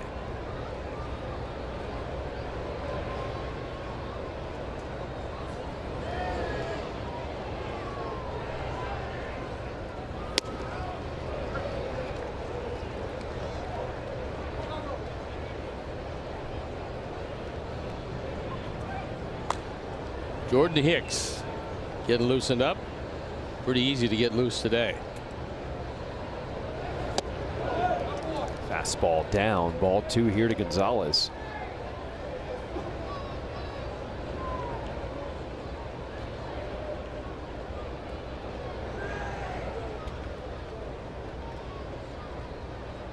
White Sox down 4 runs as we start this 7th inning.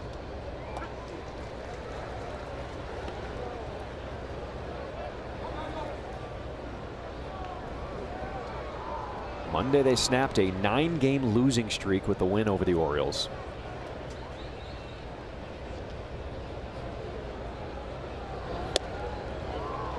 And that cutter in there, strike 3. Well, no, it was called a ball. It's called the ball down. Looked like it had the entire plate. ABS powered by T-Mobile. It certainly did. All right, let's go check in with Connor. Well, let's head down on the farm, John. A really cool thing coming up for Caleb Bonham, named to the Futures game. The top prospect in the White Sox organization will be on display in Philly. Shane Smith and Tanner McDougal start pitching tonight for Winston-Salem as they begin their individual rehab assignments. Smith scheduled for 2 innings, McDougal for 1. That is very exciting. Those are 2 premium arms the White Sox would love to see this season. Well, the walking wounded are starting to get healthy. Noah Schultz made his start today. Looked pretty good. Departed in the 5th inning. Gave up all 3 runs. They were all earned, and a couple of hits, 4 walks, but 7 strikeouts.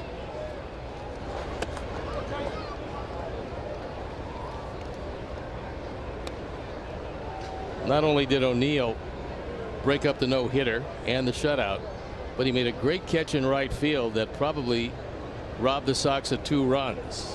Came off the bat of Mydroth and ended the 4th inning.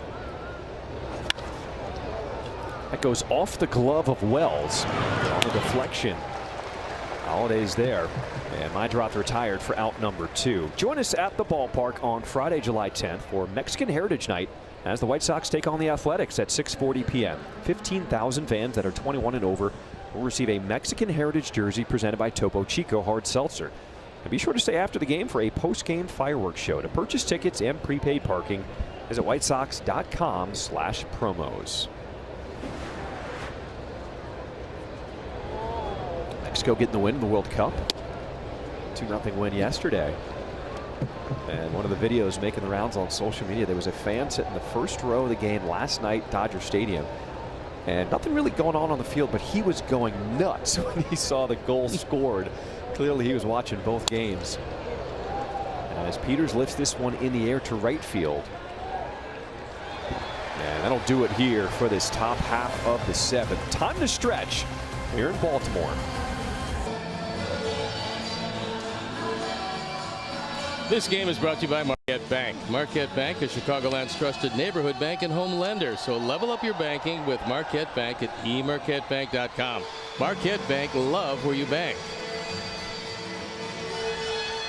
Jordan Hicks comes out for the 24th time. Last time we saw him, probably the best stuff he's had all year. Hopefully he can carry that over. If he can, he's probably going to be one of the guys that's going to get some very big outs from here forward.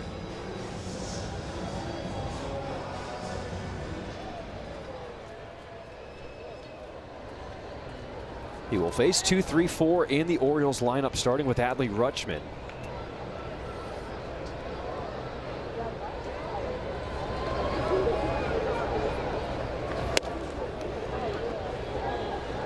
Biggest lead the Orioles have had in their last 8 games. They led 6-0 on June 22nd.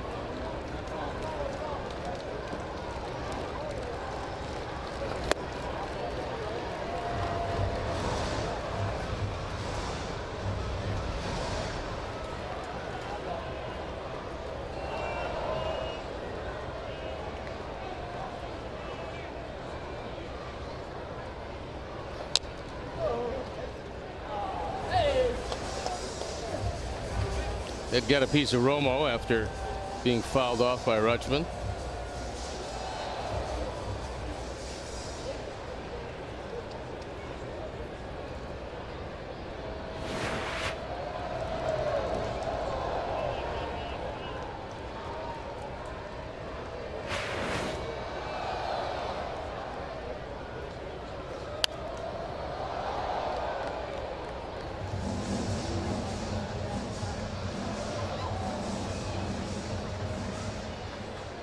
Rutschman 1 for 3, an RBI single in the 5th inning when the Orioles put up 4 runs and took the lead.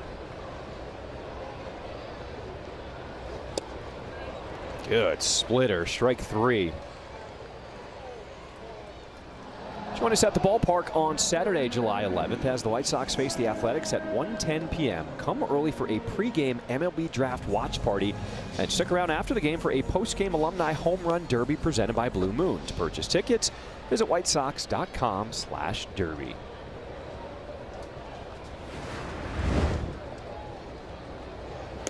Ooh.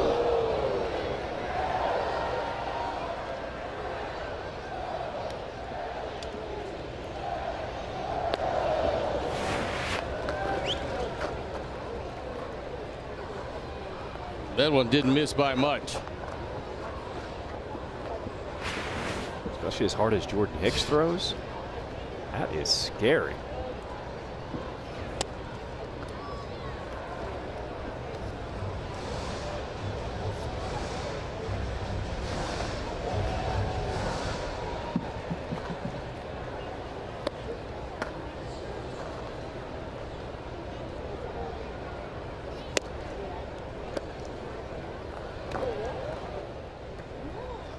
You would think on a hot day like today, Jordan Hicks would be opened up with this heat. 101 with that sinker.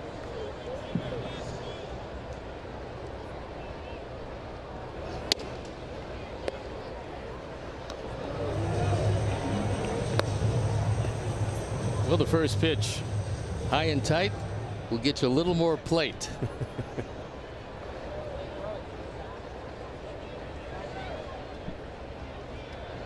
2-2. Line to center field, and it will fall in front of Peters. A 1-out single for Taylor Ward.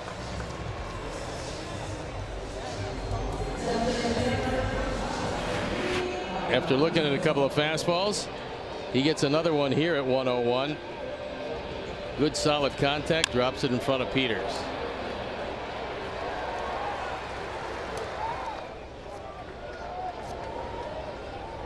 Here comes the polar bear, Pete Alonso. And his career against Jordan Hicks, he is 1 for 7. So Hicks, a little wrinkler, starts him off with a sweeper, strike 1.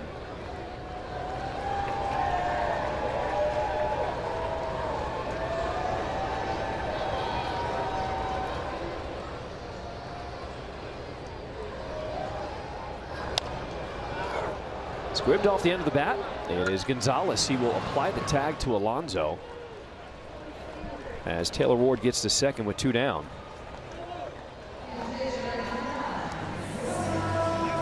Samuel Basayo will come on to pinch hit.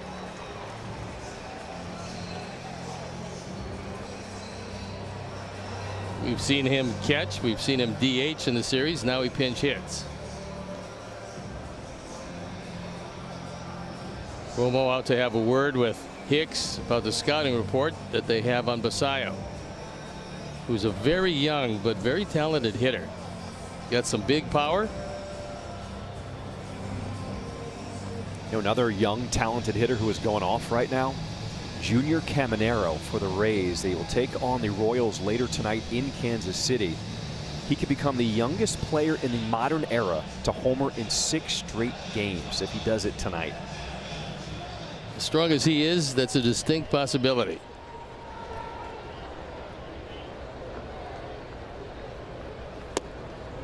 But Basayo is even younger. Caminero is 22, Basayo 21. The 7th youngest player in Major League Baseball.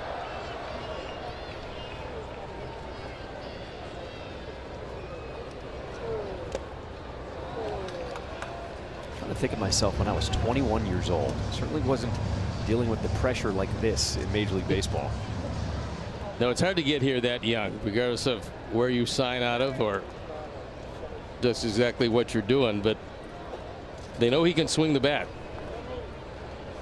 and they'll move him around. They're not going to catch him too often, but he will catch on occasion back there.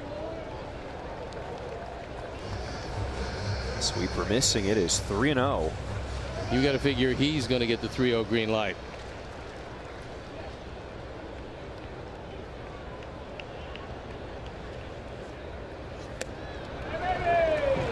So a 4-pitch walk to Basayo, and that'll bring up Tyler O'Neill, who has had quite the ball game already. This is the catch that saved 2 runs. Full out extension, and Meidroth robbed, but then a bomb that broke up the no-hitter, broke up the shutout, and tied the game at 1. How about that catch with his hat? Pretty good. We're actually going to have a pinch hitter now. It's going to be Colton Cowser. He will come on and pinch hit for Tyler O'Neill.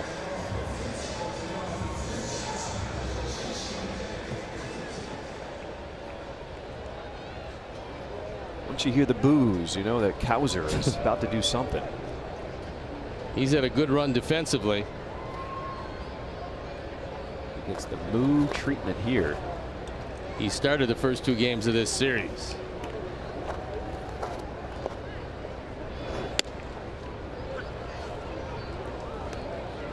I don't think we'll see as many cow costumes out here today with this heat. I would think not, or cows for that matter.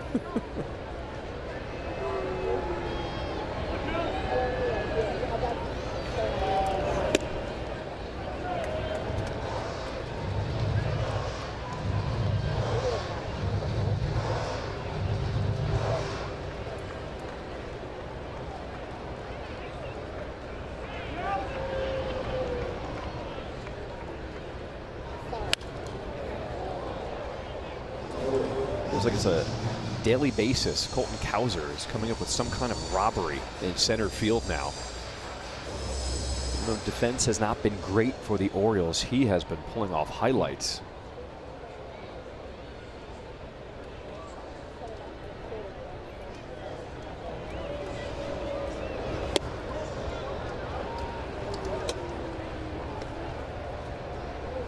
The Orioles came into this game 12.5 games in back of the Rays in the East. 10 games in back of the Yankees, who really stumbled lately.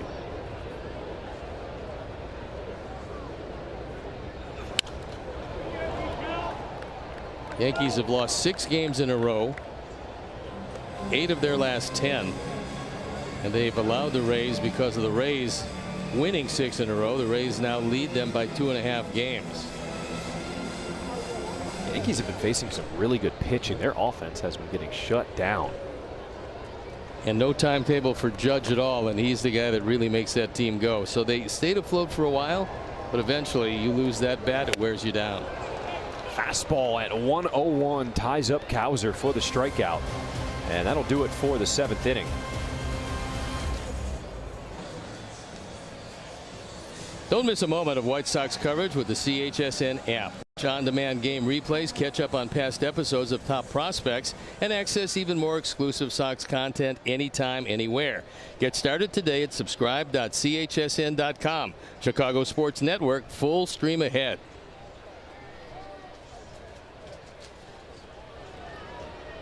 White Sox down to their final 6 outs of the ball game.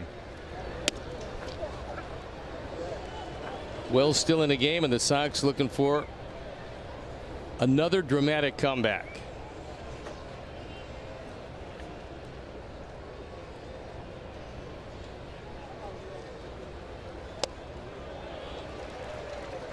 Filthy slider there. 0-2 the count here to Luis Angel Acuna. As Basayo enters the game at first, Cowser's in center, and Taveras moves from center to right.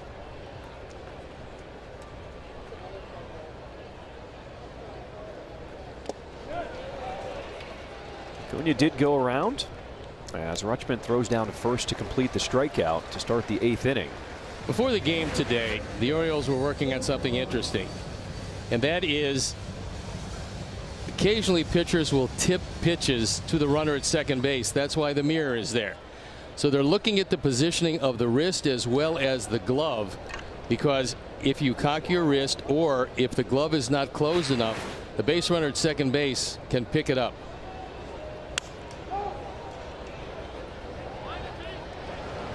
Here's Basayo at first, makes the catch in foul territory, and Romo's retired.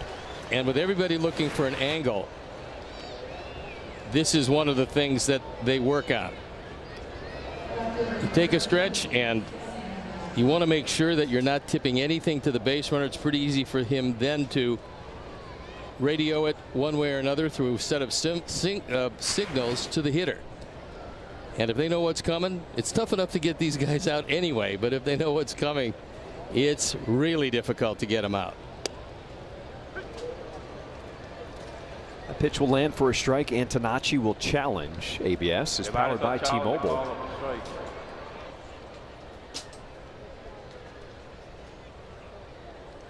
Ball confirmed. The White Sox have 1 challenge remaining. What did you do when you pitched to make sure that you weren't tipping pitches? I never allowed a man to second base. That's a good strategy. I thought that was a good plan. they either stayed at third or scored. No, you got to cover up. I mean, and also you don't cock your wrist at all when you're gripping the baseball. But everybody looking for some sort of an angle, and it's like a good base stealer at first base. Every pitcher has a key. Some key off the right knee to a right-hand pitcher. If the right knee bends, they have to go home. Some key off the left shoulder. If the shoulder closes, they have to go home. But the good base stealers always have a key to the pitcher. And for a left-hander making a move to first, it's deception. That's the move. You try to deceive the base runner one way or the other. But for a right-hand pitcher, it's quickness.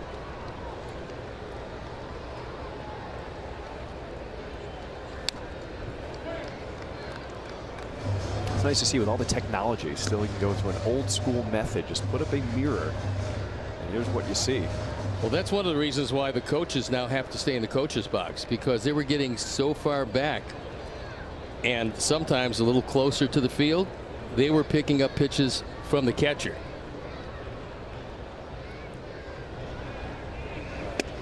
And I'll tell you how intricate it does get.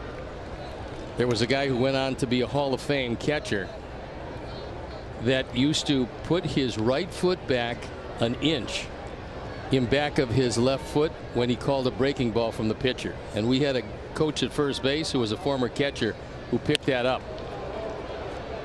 Poked into left, and Antonacci retired. White Sox go down in order and trail 5-1 going to the bottom. Pretty good day for Noah Schultz. He's on the short end at this point, but sweeper was very good. I was particularly impressed with a couple of changeups he threw. So he was throwing strikes for the most part. He did walk 4. He's going to smooth that out. But as far as swings and misses, he had 14 of them. On the sweeper, the cutter, the change, the four-seamer, and the sinker. But the sweeper and the cutter, his 2 best pitches. And he got swings and misses out of the strike zone and in the strike zone, which is a good trick for major league hitters.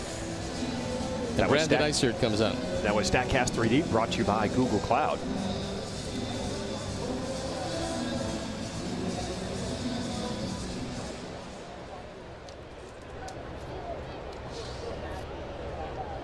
So the 5th pitcher used by the White Sox today.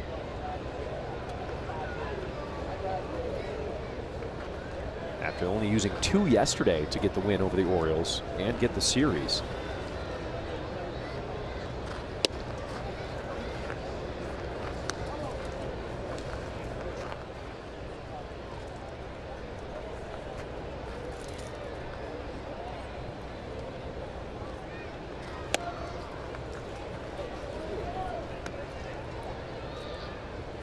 Harris walked back in the 6th inning, stole second, and would come around to score, add another run that made it 5-1 where we stand right now.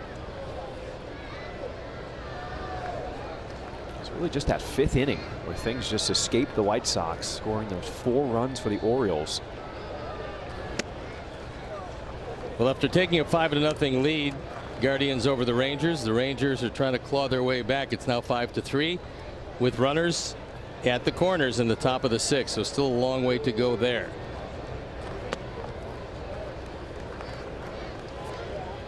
Either way you look at it, the White Sox will head into that series in Cleveland with a lead and sole possession of first place.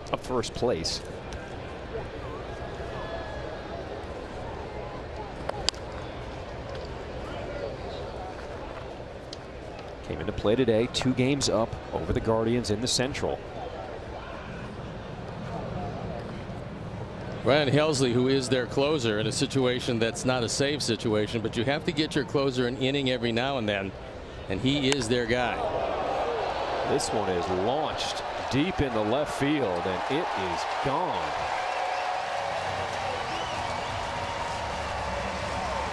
Tavares with his 3rd home run of the season, and that'll put the Orioles on top 6-1 here in the 8th inning.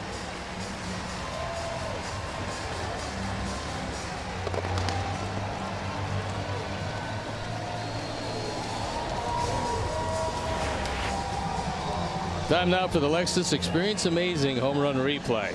And this is a no-doubter. Not an easy place to hit a home run for a right-hand hitter. That one long gone.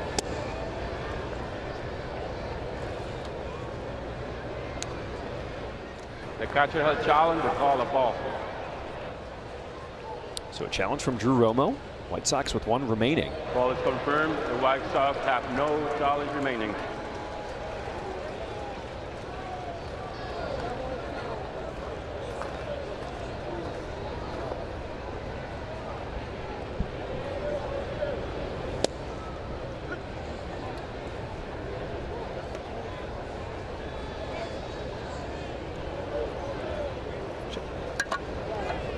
Jackson Holiday's 0 for 1 with 2 walks today.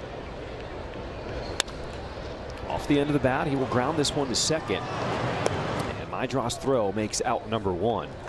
Time now for the Toyota Let's Go Places upcoming schedule, and that place is Cleveland for a big 4-game series.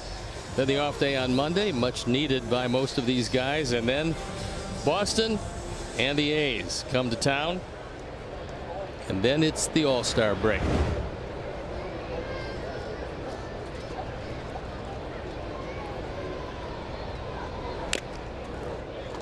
Another one goes off of Drew Romo off that deflection.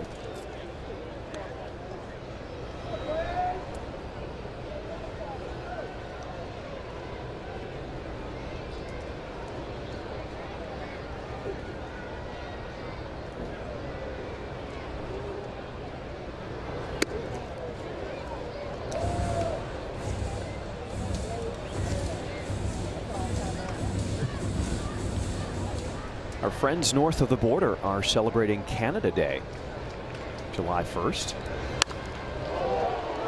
And just foul. I thought they'd be celebrating Bobby Bonilla Day.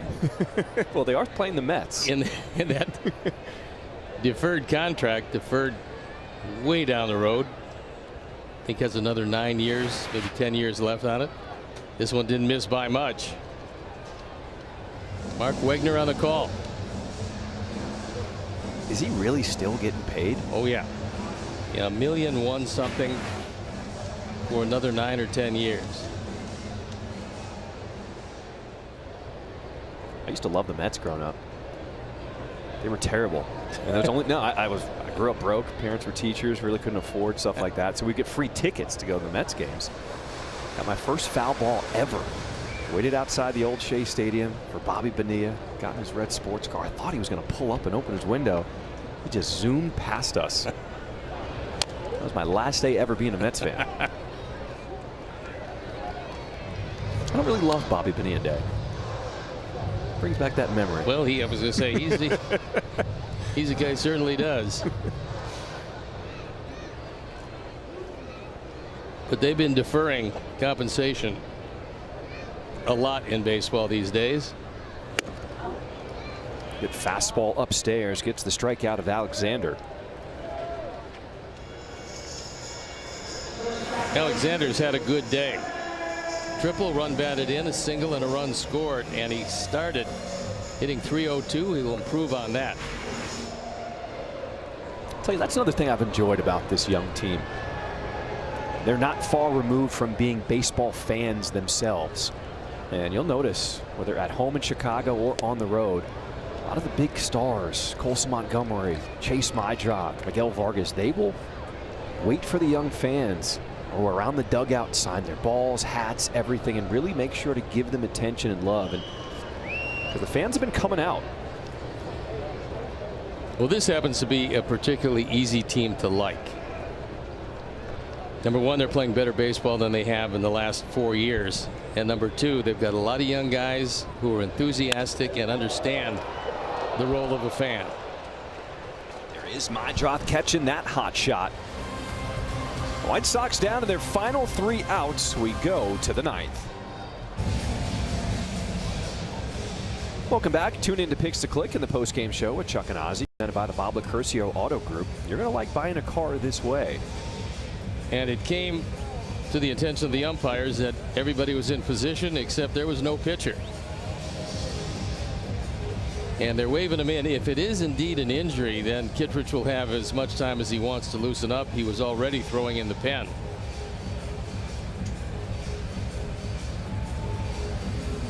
We knew something was strange when no pitcher took the mound for warm-ups between the innings.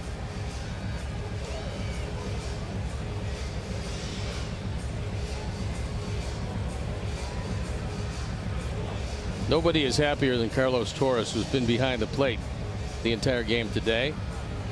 On a red-hot day, you love to see him take a little more time here in the 9th inning.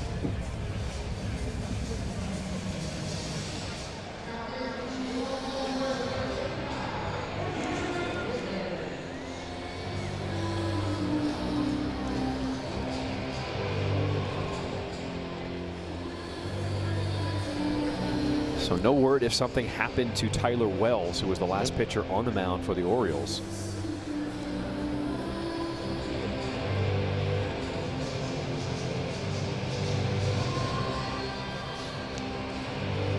Kittredge out for the 25th time we've seen him in this series. His ERA up over 5. Inherits pretty comfortable lead with 3 outs to go. It's 6-1 Orioles, and this was a game where Noah Schultz was throwing so very well until he hit a speed bump in the 5th inning, and since then it's been all Orioles.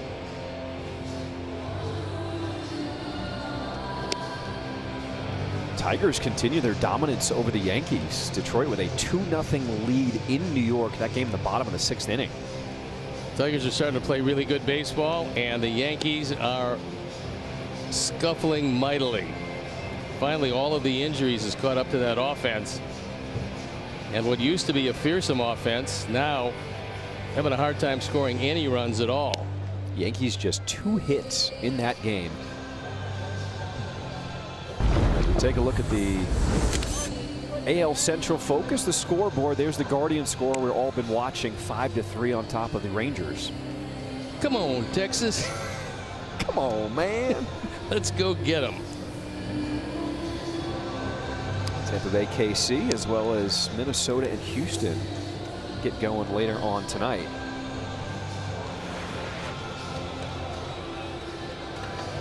And when this moved out of a save situation, they decided not to go with their closer.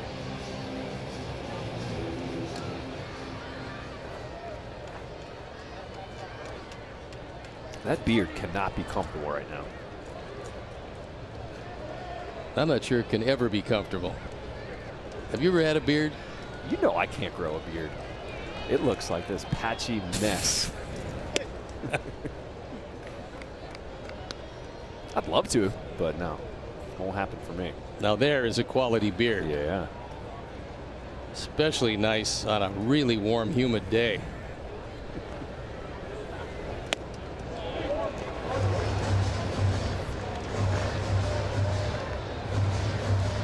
I know you had the stash look. I did. Back in the day. Had long, the first time I was with the White Sox, had those long mutton chop sideburns. Looked like I was fighting in the Civil War.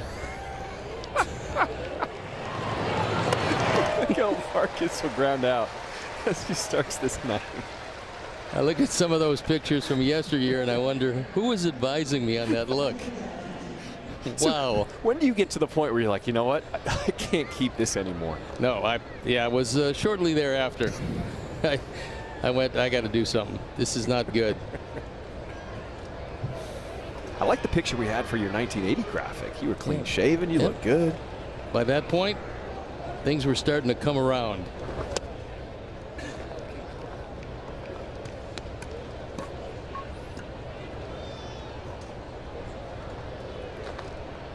One down here in the ninth for Andrew Benintendi, who is 0 for 3.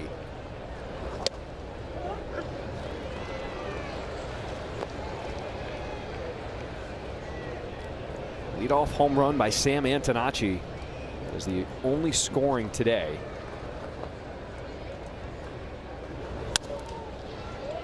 White Sox did threaten in the 4th inning when we saw that catch from Tyler O'Neill. It was 1st and 2nd with 2 outs. And it looked like they were going to plate at least a run there. I think probably 2, because there was no way in the world that Taveras could back up. That ball was slicing toward the line. Sayo at first will step on the bag. And the Sox down to their final out of this series. And I think, John, that play more than any other all day long really turned the game around. That gets by. It's a whole different feeling for the Sox. It didn't.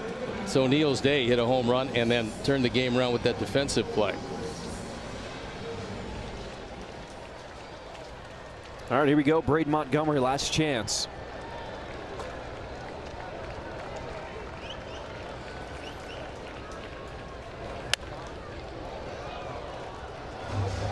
This is one of those games that you would consider icing, because White Sox did not have good history recent years against the Orioles.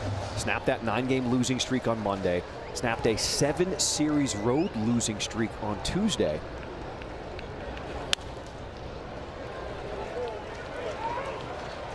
Well, it just points out how really difficult it is to sweep any team in their home park. Taking 2 out of 3 is a good way to start the road trip, knowing that Cleveland awaits. And that series is going to be really entertaining. I'm looking forward to it. I have for a while. That's one that you circle on your schedule and say, okay, took a long time for us to see the Guardians. We saw them 3 at home. And now 4 in their park. Chopper over the middle. This could do it. Henderson on the move. Braden Montgomery is retired. It's a final on this Wednesday afternoon. The White Sox fall in the finale 6-1 against the Orioles. Boys are going to put this behind them and look ahead to the Guardians in a big 4-game series. So I will see you on the flight. Stay out of the heat. What's Cleveland known for food-wise? Oh, are you kidding? They're known for all kinds of food. Well, we'll have all kinds of food. A lot of good Polish food, by the way. You know, I love some Polish food. Yep. All right, that's going to do it here in Baltimore. White Sox take 2 of 3 and win this series. Well, they lose the finale here on Wednesday. My guy, Steve Stone, Connor McKnight, I'm John Schriff, and thank you for spending your Wednesday afternoon with us here on CHSN. Coming up, stay with us after the break. We'll have White Sox postgame live presented by Yingling. Code for terms and full details or visit shop.chsn.com/312.